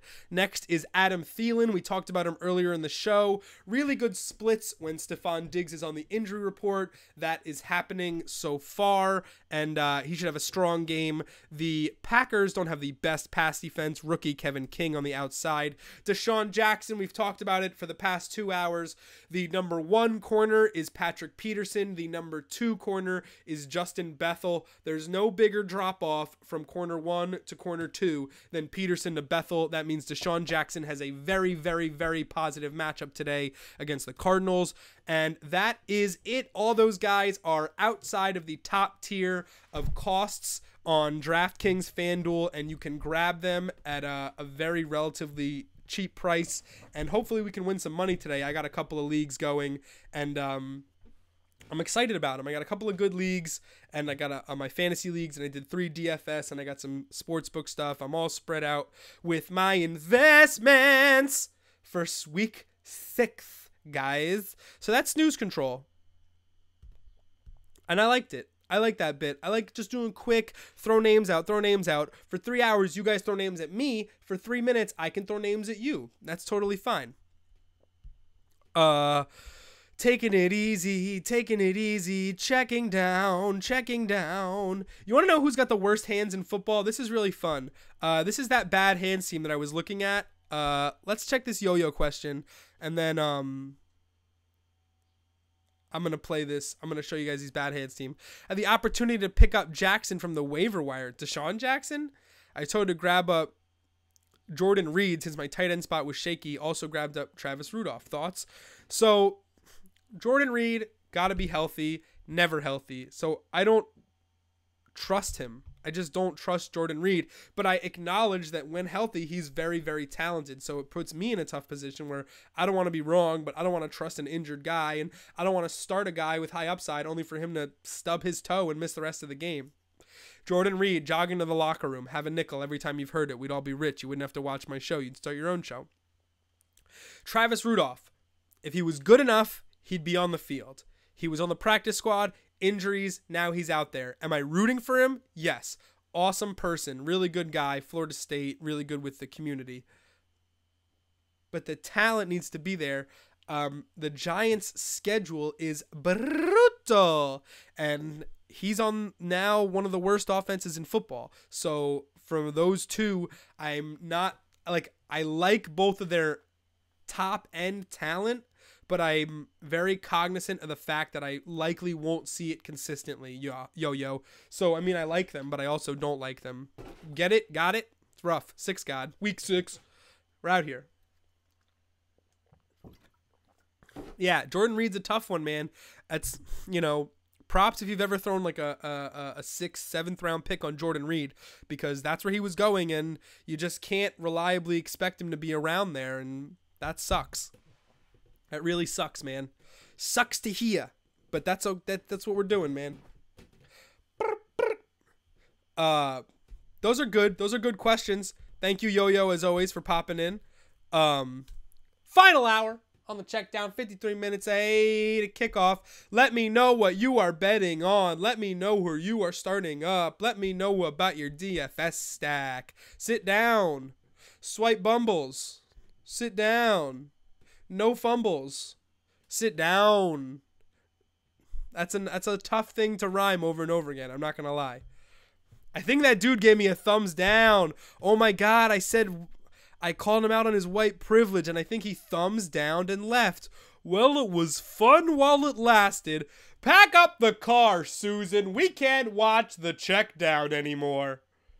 Jimmy's back. Jimmy.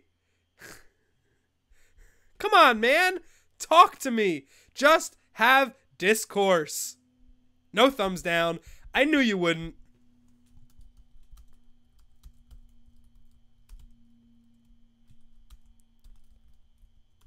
Hashtag boys. No. Jimmy, defend yourself. Jimmy, defend it. Jimmy, defend it. Jimmy, defend it. Just say you're cool with racism. I have Snead, Fuller, Baldwin, Wright, Tyrell Williams, Mike Williams, stacked wide receiver core prior for my wideouts. I just didn't want Jackson. He had one good game. He might have another, but I wasn't buying into it. Jackson is a good player. One good game because...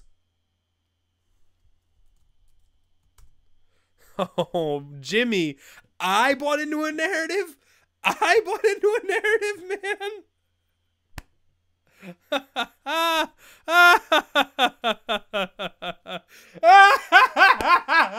I bought into a narrative to push an agenda. I bought in to push the agenda of racial equality.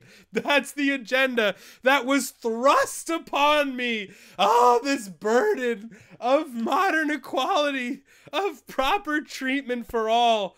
Oh, I really need to just wade through the BS of this agenda. Jim, just talk to me, Jim. Just talk to me, Jim. You're walking into it, man.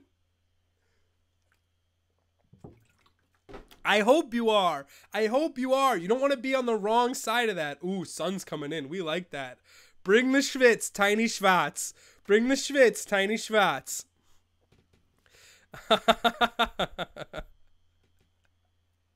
Oh, man. I'd go broke buying into narratives. I love buying into narratives.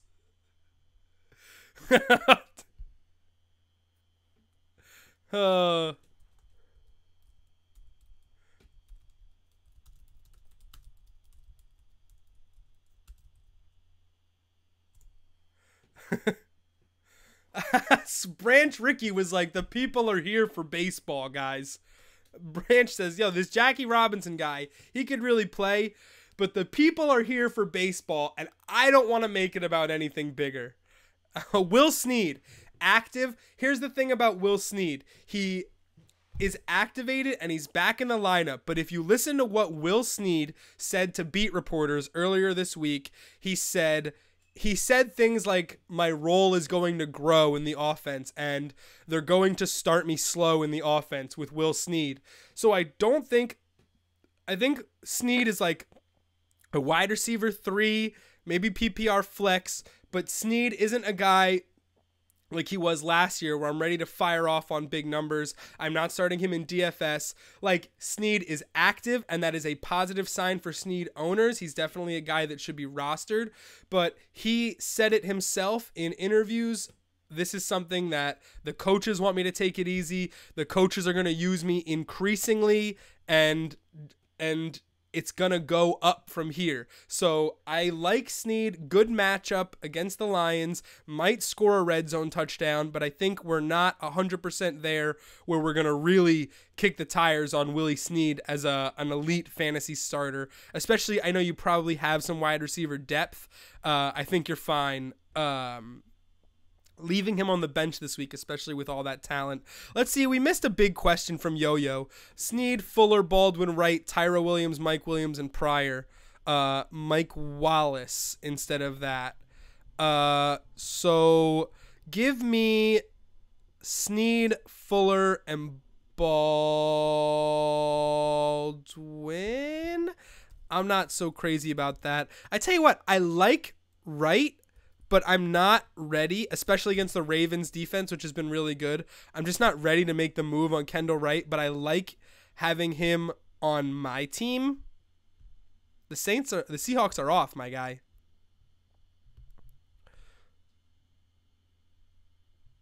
So no Baldwin. I had a feeling. You made me look it up because I was like, dag. Baldwin is on bye. Yeah, he's good to have. Baldwin. So give me Snead, Fuller, and Tyrell Williams. Mike Wallace. Mike Wallace could have a decent game, but Chicago has done a very solid job shutting down the top receiver on the other team. They've yet to allow a big game to a top wideout, and that includes Diggs last week. They injured him, but that they're playing physical. So I would pass on Mike Wallace with Macklin out. A little too much attention on him. Oh my God, dude, how big is your roster? You just got guys coming out the woodwork, but I don't think Cobb is good enough to end up on your roster this week. Tim, if you haven't seen, we are quoting the Boat Guys. The Boat Guys skit. I'm gonna see if I can find it and send it to you real quick. Probably not. I have a tiny schwanz. Location.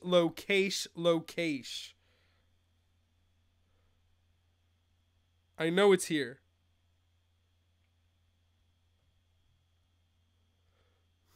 It's someone. It's somewhere. Yeah, I think you're good on Cobb. Rooftop. Yes, I just found it. Guy who just bought a boat. That's the character. And V. Hick manslots. So good. George Soros. Yo, you're making false equivalencies, Jimmy. You really, really, really need to stop getting your advice from InfoWars and start getting your fantasy advice from the Checkdown. I only have 3 running backs. My wideouts are stacked. I have 2 tight ends in Austin Hooper and obviously Reed. Jimmy, you sound like the guy from Vice, the guy who blocked woman from his Facebook page. It's unhinged speaking. Like some guy is pulling all the strings and there's a woo right in the privs. Like Colin Kaepernick's like, what? 4 running backs, but Carson went down with injury. McGuire, Fournette, and Kamara. It's not an easy thing to do. You're probably going to have to fire on 2 of those every week. So Fournette and Kamara are decent every week starters if it's PPR, but you do what you got to do out of here. I don't think it's the worst. Gosling is a complete liability in coverage. You think this has been one of the better years of football so far, meaning not as big of a difference between top and bottom of the league? I do think that when people say the football is bad, there's some adjustments this year. I think that this has been one of the worst years for football because of... Why is it your last season in fantasy? I got mad stuff going on. Can you tell?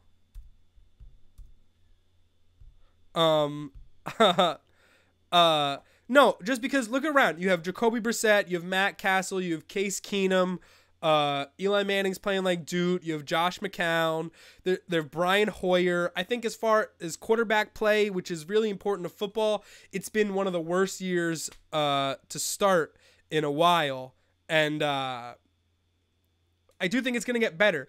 The good thing is you got a lot of young talent coming in, a good quarterback class, really good running back class. I think young running backs are saving football right now. Look at the most exciting players that are saving the NFL. It's Leonard Fournette, it's Kareem Hunt, and it's why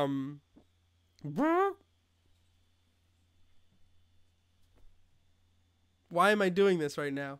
It's Leonard Fournette and it's Kareem Hunt and it's the other young running back who's tearing it up. Like a Gurley. Why am I doing this? Guys are making big plays and McCaffrey, but there's other guys coming up the pipeline and it's going to make for more balanced football, but the quarterback play, it's really made the level of play overall dropped it down a notch, but I think that's okay because I'm enjoying it and it's competitive.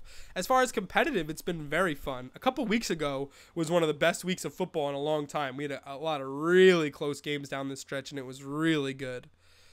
Yo, tell me why is it going to be your last fantasy season? I'm really interested to explore that a little bit and see why it's like that for you.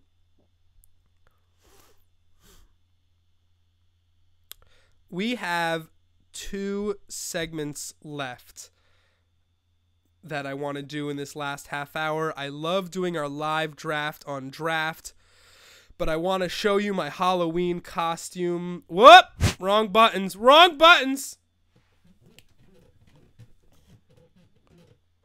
When you're a USA fan and a Giants fan, Mr. Krabs meme hard, dude. It's been a rough week.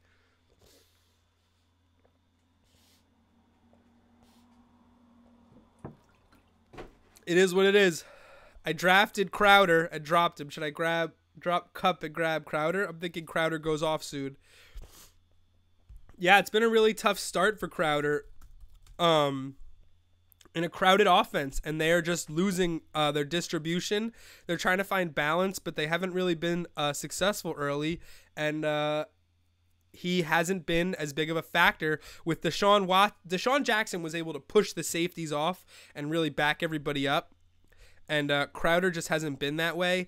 1 target in his last game, and that is really one of the worst games he's had in a long time, and it's tough because you know he's a talented receiver and he's got value, but I think in the offense he's in and with PPR, I think right now you're better off with Cup and doing a wait and see. But yeah, if you think he's going to go off today, and if you think he's going to go off today, that's totally different. And so he's not seeing a ton of targets like he used to. I get what you're saying. I definitely think it's been a slow start for Cousins, and he'll come around. I like Crowder. I think he's better at football than Cup. I'm strictly going off involvement, target share, and red zone targets. Cup is getting much more red zone targets than Crowder. Cup has 6 already in 6 weeks, and but Washington is the more explosive offense. And so if you are feeling good about Crowder and you are feeling like the connection is coming down the pipe, go get Crowder because you're not losing a lot swapping Crowder for Cup. Someone might pick up Cup, someone might not. He's not a devastating asset where you're afraid of dropping him. All right, yo, 4th season, 3 games, 4 games, 7 games, sitting at 2-3. Just am not having lots of fun. I might get out of the league I'm in with my bros and their friends. Oh, man. I'm sorry to hear that, man. That will make it rough. That definitely changes things. For me, part of it is the camaraderie.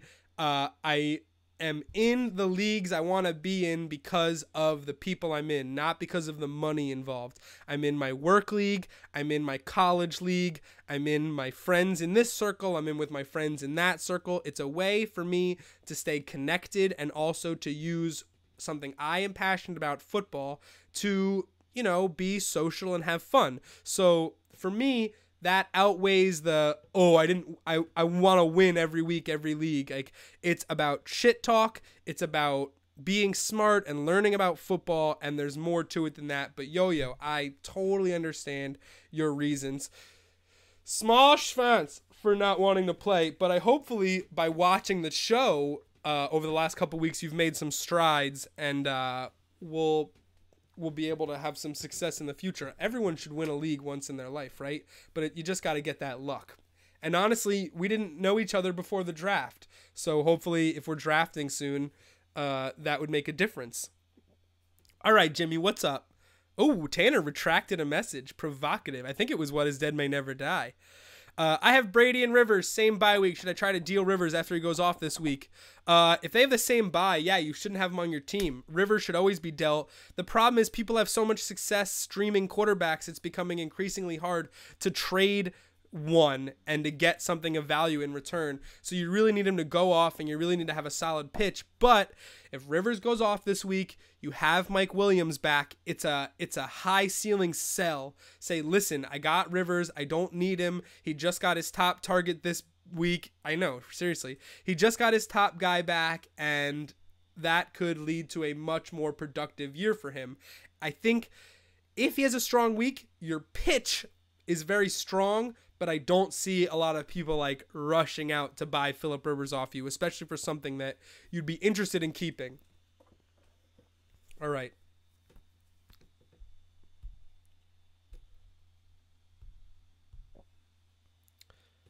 Halloween is coming.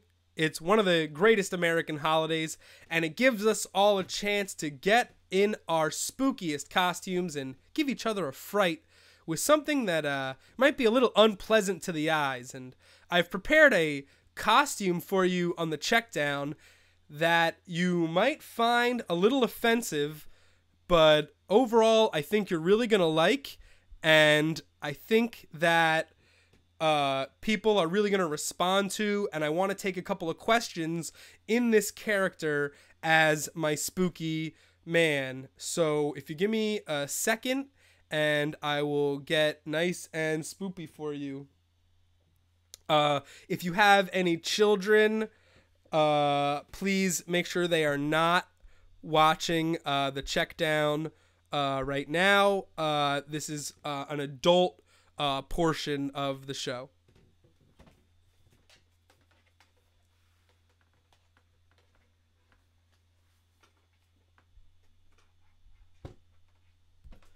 Whoa! It's Spoopy Ben Maca-Spoops. I'm here to haunt your wide receiver core. I'm calling the plays, but maybe I'm not calling the plays. Hey, throw a slant to Beckham. Hey, throw another slant to Beckham.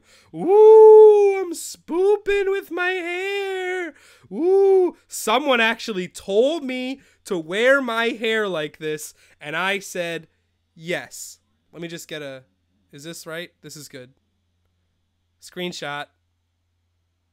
I'm spooping properly. Kids, keep your eyes closed because this is as scary as it gets. Hi, I'd like to run a draw on 3rd and long. Hey, DRC, are you making plays? Go home. I'm benching you for doing what I told you to do. Hey, does anyone know what my outstanding strength is? Because I couldn't name it. All I've got is this sweet, sweet dew. Woo! It's McAdoo vision, baby. You better get psyched for Halloween because we are spooky thick. Coming at ya. Let's go. Yeah, this is right on line. I love this. My hairline is looking perfectic. But that's not enough. That's not enough. Hold on. Woo! Whoa, that got super spoops, but we are back here. And just so you can see, I put my spooky hat on some other people so you can see how spooky other people look. So we're in spooky vision right now. The smoke machine's running. You might not be able to see it, but it is super spoops out here. And let's look at some other people with their spoopy looks. Oh, look at this guy looking super spoopy with his McAdoo headset. Wow. I'm sure he would throw a slant to Beckham. Wow. Throw it low so he can be on his knees. Oh, we went back. Hold on. We got more. It's a whole gallery. There it is. Oh, that's a good one. That's a real stylish spoop. A little angle, little fade. That's one of the best looking spoops I think I've ever seen. I'm straight shook. But this is not just for dudes. I think we got some lady spoops here. Nope, just an elite coach. This is what a real coach would look like. Wow, look at this guy's got 5 rings. What a head of hair on this guy. He's blessed. He slides it all the way back, man. That is incredible. I love it. But no, yeah, we do need, this is equal opportunity right here. So that's a good one. Ellen, she is amazing. And that's what she would look like with the McAdoo haircut. This is, I hope you guys can sleep tonight because these are pretty scary. You know who had a good start last night? Jason Verlander. You know who he's married to?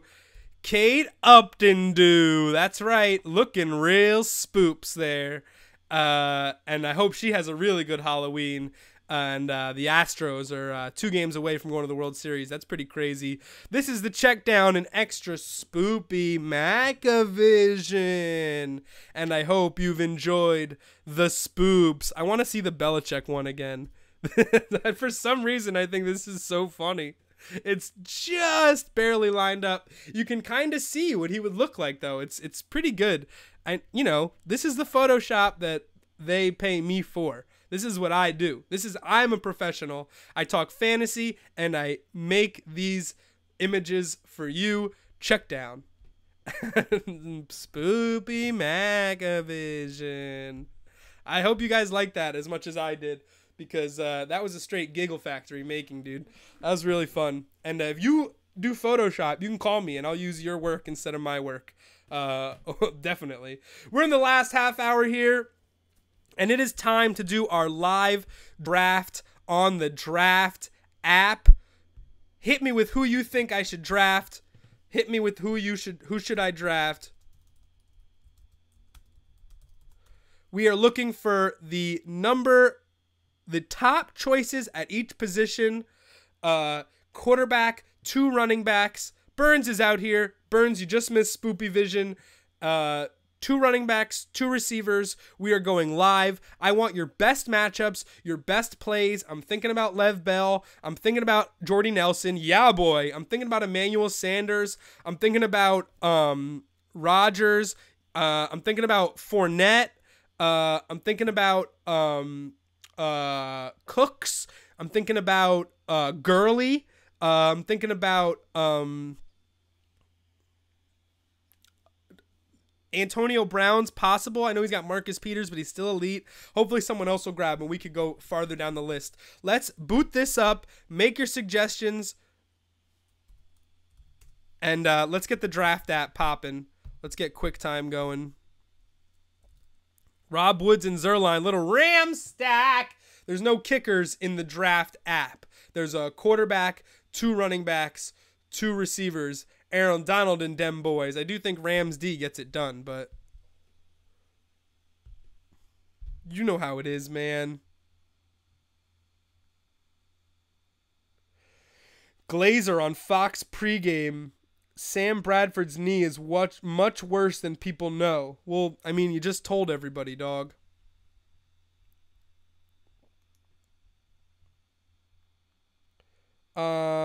Draft app for the people. Rudolph or Gabriel in my flex PPR. I like Rudolph. Rudolph is a safer play. Gabriel is a higher risk play. So that is the choices that you're making there with that decision. Rudolph is a safer play. Gabriel more likely to score a long touchdown. Has a decent matchup. Sanu out, but I expect Rudolph to get more targets and more balls his way. We are doing a very simple 10-person draft. That is spice. 6-person for $10. Head-to-heads are fun. Let's do a 3-person draft because those have been really good. I just want to find a number that I like. 3-person draft for 5. Here we go. All right, guys. Hold on to your butts. Grab your top choices of the week. Quarterback, running back, wide receiver, tight end. We are in here. We have a minute. And we have the first overall pick. Boys, here we go. Let's go. I like Le'Veon Bell. I think he's going to get a big workload on the road. They make him the workhorse. Julio's the number 1 receiver, then Kelsey, then Thomas. Evans, I hate going against Patrick Peterson. T.Y.'s on here. I don't hate. Hopkins, I like. AB, I dislike. Thomas, I dislike. Julio, I dislike. We're favoriting guys that we think are possible to grab. Hunt, Bell, Gurley, Fournette. Yes. McKinnon, decent. Buck Allen, decent.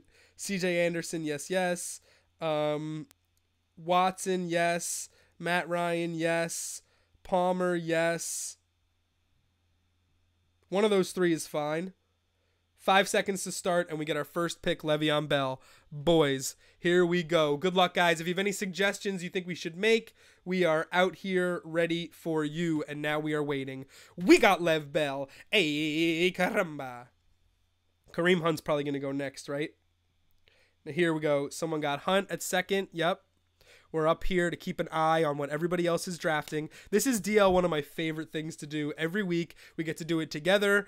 It's gambling. It's fun. It's exciting. It's got strategy. It's live. We can't predict it. Okay, it's my pick. All the running backs got taken, so I should grab a running back. No, I don't have to grab a running back because all the other running back spots got filled. I can take whoever I want at the other picks, and I'm going to take DeAndre Hopkins. But see, everybody else grabbed 2 running backs. I don't have to grab 2 running backs. I don't have to grab my second running back because nobody else can grab a running back but me. I can now grab a running back in the last round, which is crazy. Oh, I'm double picking right now. I totally forgot about it. Julio. Yeah, dude. We just got Hopkins and Julio. Get out of here. Our team is so stizacked. Now we grab quarterback, running back on the last come around, and our team is done. We are picking to end it. We're picking to end the draft right now, but they can't pick a running back, and there's only 1 out of 3 quarterbacks, so we are looking really spicy for this league. T.Y. Hilton, get out of here, dude. We got Hopkins and Julio, dog. We are looking very spicy. Ooh, Deshaun Watson as the only quarterback off the board. That's really interesting when you think about how other people are valuing the position at this point in time. That's pretty big for this far into the season. We got Drew Brees at home against the Lions, and we got people hopping on to Stafford. It's pretty crazy. I might as well take Brees, right? Brees at home or Rodgers. Rodgers has been crushing. I'm taking A-Rod. How could I not take Rodgers? He's so good. And my last pick, I get whatever running back I want. I could take Melvin Gordon, Buck Allen. Melvin Gordon's a stud, dude. My team is so studly. Are you kidding me? This is for money. Oh, we got an ad. We got an ad. I got, we got pop-ups. Hey. I love this squad. Aaron Rodgers, Le'Veon Bell, Melvin Gordon, DeAndre Hopkins, and Julio Jones. That squad is for money, and I'm just barely projected to lose to a team that looks just as good but is giving 13 points to a guy covered by Patrick Peterson, who's legitimate defensive player of the year candidate at this point. That is it for us on the Play Draft app. That's one of my favorite things to do every week. It's daily fantasy in a snake draft, and it is lots of fun, and we do it every week. We've won a lot of the weeks, and that makes for a good boy. I love Jimmy. Jimmy, man. Like, so sav, dude. I've never seen such savagery. That's so funny. Who would have thought? Who would have thought in this world? Unbelievable. I wouldn't have thought. But Jimmy gonna do Jimmy. Jimmy gonna do Jimmy, and there's very little I could do about that. That's okay. Man, oh man, oh man. Hitting the last half hour on the check down. It's your boy. We are doing just as well as we did at 10 a.m. because this shit is bananas. B-A-N-A-N-A-S. Play the theme song, boys. Final 24 minutes. We are just going through the motions, baby.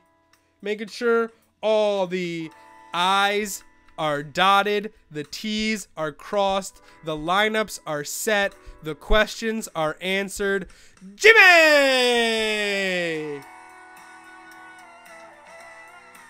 Ooh, I'm getting a nice little autumn breeze, too. Straight NFL films. I got a ray of sun and an autumn breeze. How blessed am I?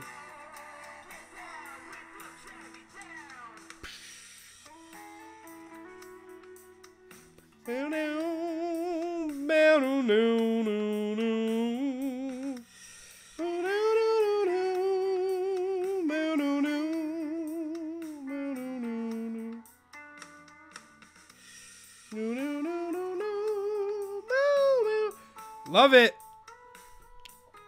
We are here for the final half hour of fantasy goodness. Anything you want, anything you need. I'm all about this life, man. I'm all about this life. Live YouTube is rigged. There is no super chat button. That's so shitty. Yo, we could talk Yeah, Gronk is off the injury report. That is my favorite Pearl Jam song. Her gonna hit him right in the white privilege. I said more stuff about him and he left. Jimmy, I hope you're still here. Just talk to me. And then your one talk is George Soros.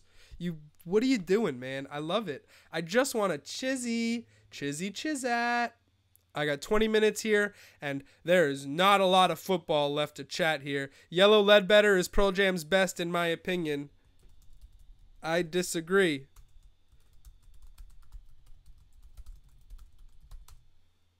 Jim does not have the juice. Hit Me Baby One More Time is my favorite Pearl Jam song. And I must confess that my loneliness is killing me now. That's my favorite Pearl Jam song. Yellow Ledbetter. He doesn't even have words. That's the ultimate. He doesn't even go here. That song doesn't even have words. Is it a good song if it doesn't have words?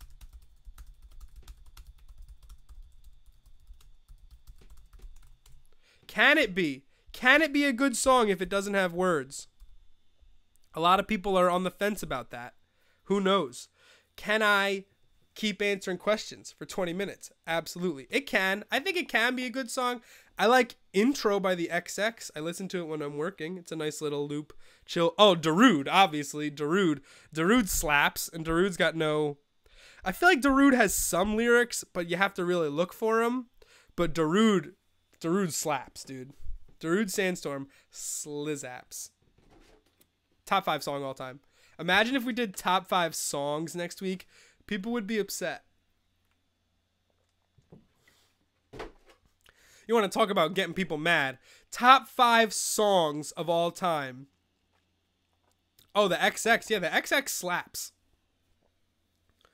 I was just thinking about the XX because I was like, it's pretty like chill music for like, it doesn't feel like social music. Like going to an XX concert, like I wonder how lit that could possibly be. Not gonna let you butcher another list like Superman Powers. Love it.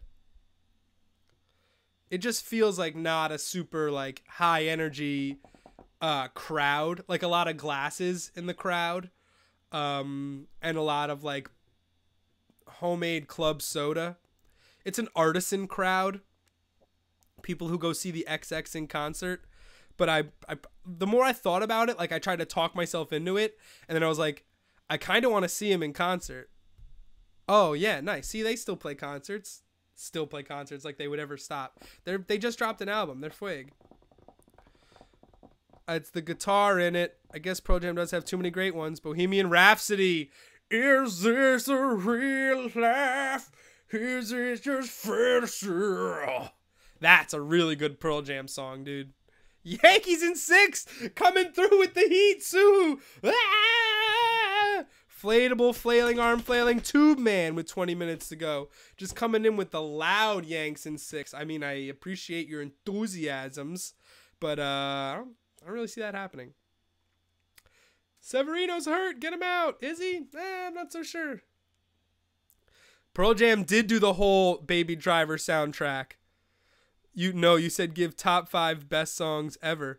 Oh, yeah, I mean, top 5 best songs ever. That's next week's power ranking. Spoiler alert. Free, 'cause I'm as free as a Pearl Jam. Pearl Jam crushes Freebird. One of their best songs. Top 5 favorite Pearl Jam songs. Peace, Armold. Thanks for hanging out, man. Always appreciate it. It was a really fun show today. Man, I didn't get called a cuck. I thought that was coming eventually, but I think we dodged it. Schwitz. Lifestyle. Andre Ellington or TB? Alex Collins at Chicago. What's going on, Jeff? That's actually a really easy one. Andre Ellington has been really solid the past 2 weeks. 24 targets in the passing game, and that's where the Cardinals like to live, is passing the ball. They're 75-25 pass run split. So Tampa's got a bottom half pass defense. You're going to want to fire up Andre Ellington. Alex Collins has been getting 12 touches a game, but they're all inside the tackles. and Buck Allen has been getting goal line touches. So Alex Collins is going to have to really work to get a significant stat line today. So I totally like Andre Ellington over Alex Collins. I think that's a fair comparison, and I have no problem putting my reputation on Ellington. And I hope you hang, and I hope you enjoy the show, and you'll come back next week, because we are 3 hours every week. Buck Allen is an amazing name. Buck Allen should have been playing baseball 70 years ago, but then they'd find out his name was Javorius, and they would kick him out. But Buck Allen is a very... I drafted Buck Allen in Vegas and got laughed out of the room because I always make one pick like that. This year it was Burkhead and Chris Carson. Nobody knew who he was. I always just draft these guys way too early. Yeah, with old Haas in the infield. And yeah, people didn't know who Buck Allen was. He wasn't even on top 200s to start preseason last year. And then he just hung around, and now he's a top 20 PPR running back. That's just the reality of it. He's fucking out here, man. Ah, curse. I've done so good with the cursing today, man. Maybe three in 3 hours. Very impressive for you, boy. Especially consider what we've been talking about. We are out here, man. We are out here. One more for flex, Amari Cooper or Tevin Coleman. It's a really good matchup for Tevin Coleman, and I'm just not starting Amari Cooper until I see it, you know? I need to see it. The route running is there. He's just not getting targeted, and he's not converting those targets when he gets them. So I have no problem keeping him on my team. I'm not ready to drop him. I'm willing to take a 1 week burn on Cooper so I can see him get back into the fold. His hands are bricks, but he's getting open. I just need to see him get back into the offense and get Coleman in there for now. What's going on, Yo-Yo? Keep it up. Macklin is out. Switch up and start Mike Wallace instead of Willie Snead. I don't like that lingering hamstring issue. I totally understand. Mike Wallace, they're both really fickle starts. Mike Wallace because he's inconsistent, and Willie Snead because you just don't know what's happening. I like the Saints at home. The Bears defense has been sneaky tight. Mike Wallace is going to give you probably 3 catches, 70 yards, probably 4 or 5 catches, 60, 70 yards. Thank you, Jeff. Appreciate it, man. 3 hours every Sunday. We doos it. Yes, I love it. Snead, we just don't know where he is, but he is going to start. And the Lions don't have a ton of depth in their secondary. Snead's a popular red zone guy. I do think Snead will score. So if it comes to Wallace or Snead, I think I'm going to say Snead, and that's going to be the last matchup that I save in my phone for the Told You So's this week. The individual matchups that I've highlighted as things that I want to put my reputation on that I think I'm going to call correctly. Snead over Mike Wallace. And let me read you what we've got. This is this week's predictions. These are submitted, part of the show that we've talked about and come to conclusions and decisions that we like. We like Jermaine Kearse over Randall Cobb. We like Deshaun Watson over Drew Brees. We like Kevin Hogan over Marcus Mariota. We like Phillip Rivers over Matt Stafford. We like Jerick McKinnon over Carlos Hyde. We like Aaron Jones over Isaiah Crowell. We like Willie Snead over Mike Wallace. Reading it back, I feel like I'm finna go 0 for here. There's 1, 2, 3, 4, 5, 6, 7. So hopefully I'll get more than half of these. And then, you know, if I do, I will brag on Twitter. And if I don't, this will be the last time you ever hear about it. 14 minutes left here on the Checkdown, people. I can't wait to stretch my legs. Your boy goes 3 hours in the chair. Nobody does it like me. Heavy.com, Rick Rosen, the Checkdown. 6 God, week 6. And we have taken a ton of questions. The chat has been super litty. We did appetizer power rankings. We tore up the schedule. We looked at the top DFS sleepers for today. I like Marquise Goodwin. I like Kevin Hogan. I like Deshaun Jackson. I like Andre Ellington. We did the tiers for the NFL games today. Our best matchups: Lions, Saints, Steelers, Chiefs, Niners, Washington. We think could be a sneaky blowout. And Calamari fell into number 3. Fry it up. Number 3. Fry it up. I'm not going to take an extended picture. I'm getting a phone call while I'm doing an internet show, my guy. I'm doing a show on the internet. I'm live on the internet.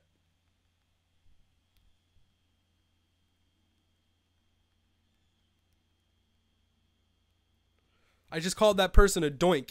So Burkhead is 6 touchdowns this season, and I will eat a picture. 6 touchdowns. He's inactive. He's hurt. He's missed the last 3 games. But he does have 1 touchdown through 6 weeks, so it is still possible for a late season Rex Burkhead rally. That's the promise. 6 touchdowns of Burkhead. 6. I'm going to eat a picture of his face, and that's the thing we've made. And I'm going to cut my hair when the Giants win. And that doesn't look like it's ever going to happen. Maybe I'll shave at least. Your boy's looking straight homeless on the Checkdown every Sunday for 3 hours of homelessness. How you just text me sorry? It better not be a fantasy question. You call me for a fantasy question. I'm 3 hours on YouTube, you dog.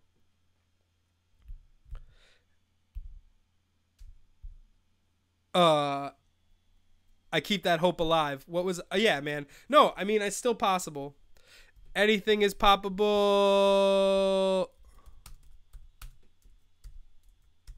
Typing. I'm trying, man. I just can't stop trying. All I know is to give my maximum effort. Boys out here.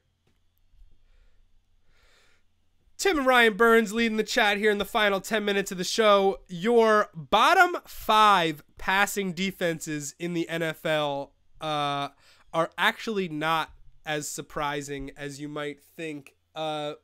We haven't really had a lot of defensive surprises, and but your worst is the Eagles have given up the most passing yards, but I think that is because they played more games. I'm going to change it to yards by attempt. Andre Ellington or James White, very tough matchup. I like Ellington. More touches, more targets, get involved in the passing game. PPR, stud. Ellington. James White a little more likely to score, but when he gets to the goal line, he has to compete with Gillislee, Dion Lewis, so I think Ellington's a better option in that. Average yards per attempt. These are the bottom 5 passing defenses in football. Houston, and now they're down their 2 best pass rushers. Cleveland, we knew that. Oakland's kind of a surprise, but explains their record and their lack of efficient play calling. They just haven't gotten their offense on the field enough. The Colts, similar story. No offense leads to bad defense.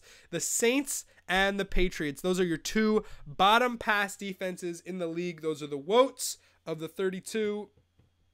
And that's something to know. When we look at who's the best coming into the final weeks of the season, we look at schedules to take advantage of. If you see a team that's playing the Saints, Browns, and Patriots the last 3 weeks of the season, you should pick up a player on that team because that schedule is going to be favorable in the postseason. It's that kind of time of the year where we got to look at these things and make decisions off of, do I want to invest in the future? Am I trying to win?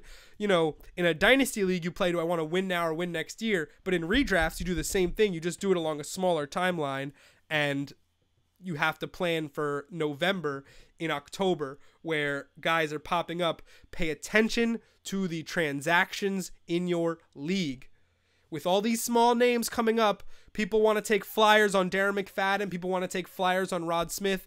This is the perfect time for someone to make a mistake, drop an Amari Cooper, drop a real starter. What's going on, Soup in Hand? I think Ty Montgomery is a safe bet. Latavius Murray isn't getting enough targets. Ty Montgomery gets enough production to make it worth, even with a Jones split. I think you're fair there. Murray is just an odd man out to me, and I have no problem benching him until something happens to McKinnon. But I appreciate you, and I appreciate you watching, my boy. Soup in Hand coming in late with the snag. I loves it, loves it, loves it. What's greater, the number of Aaron Rodgers TDs or Jordan Rodgers Twitter ads? Oh, ads, dude. Oh, no Mafia guy today.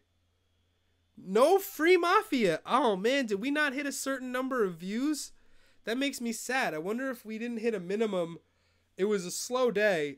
I wonder if we didn't hit a minimum number of people watching, and that is... we didn't get free Mafia guy. If you're not getting spam, nobody gives a damn. That's what I always say. So I'm looking for that plug. I'm looking for the plug. What if I just say it like, I was really going to play this. Mafia. I was really going to play Mafia Addict if they sent it.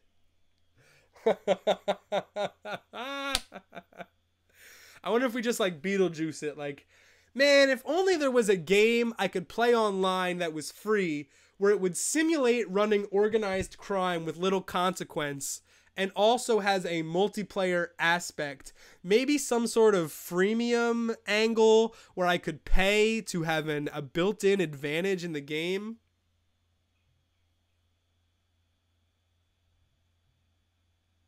Oh, man. I'm really mad that we didn't get him this week. We're going to try again next week. We'll double down on the promotion. I am new. D-Dogs Wilson. What's going on, man? Thank you so much. Basically, this is the check down. This is what we talked about today.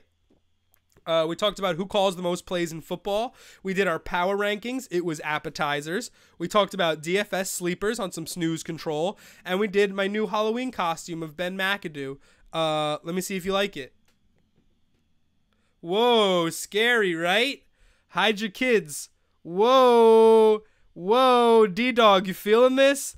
This is how we get new people to watch the show. We show them all the shenanigans we've pulled in the last 3 hours. We go 10-1 every Sunday. Nobody does it like your boy. 3 horas. Cada domingo. El Checkdown. It's just a way of life for me.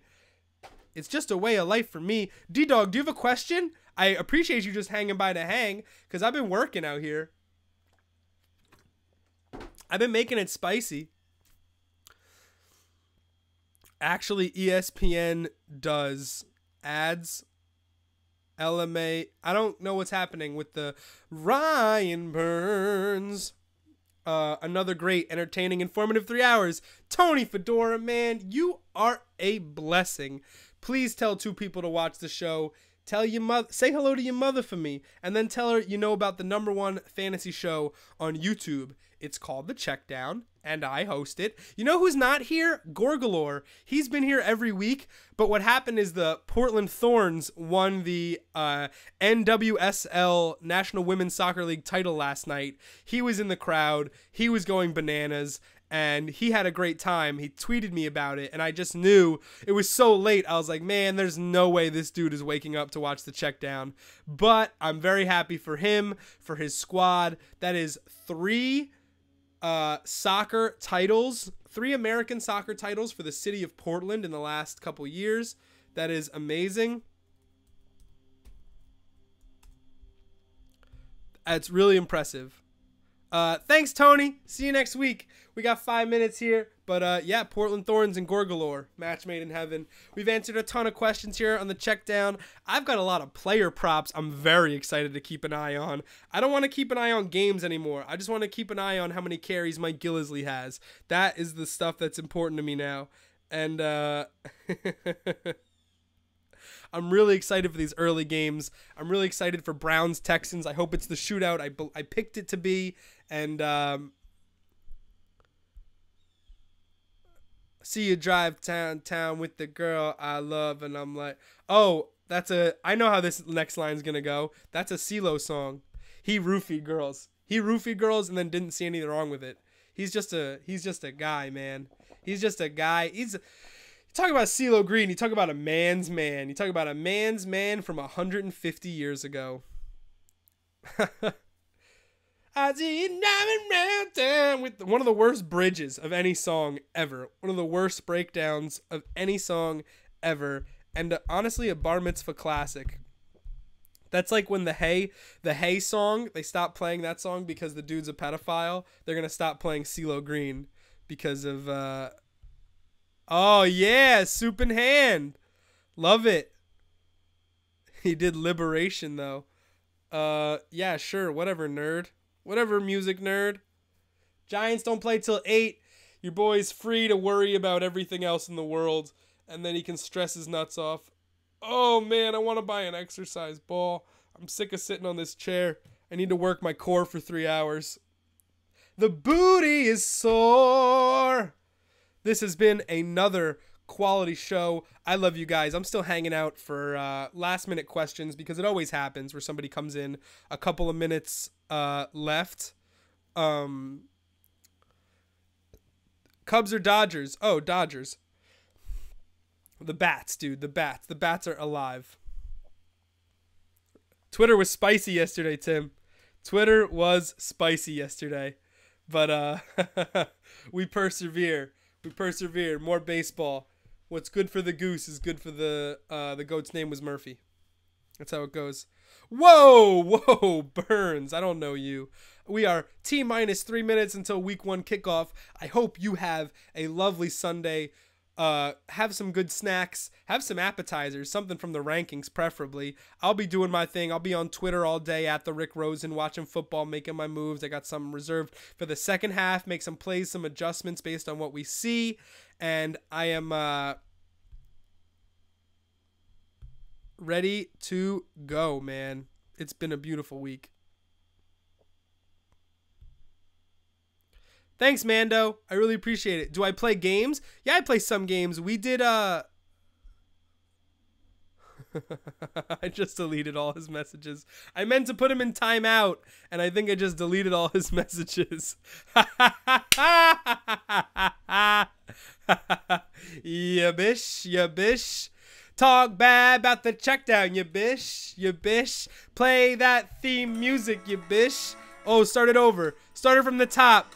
Week 6. It's the 6th God. Mr. Mando, I hope you come back next week. I hope you tell people, yo, I found a great fantasy show. This dude does advice for 3 hours. He makes me giggle. We talk about breakfast, and it is a great time. Hey, Burns, how's timeout feel? Oh, week 6, baby. It is time to light the fires and rip some tires. Thank you for so much for watching. We will see you next week. He said the name. It's been a pleasure. Y'all have been great. I love you. I love you. I love you and I love you. Let's check the clock. Oh, 25 seconds.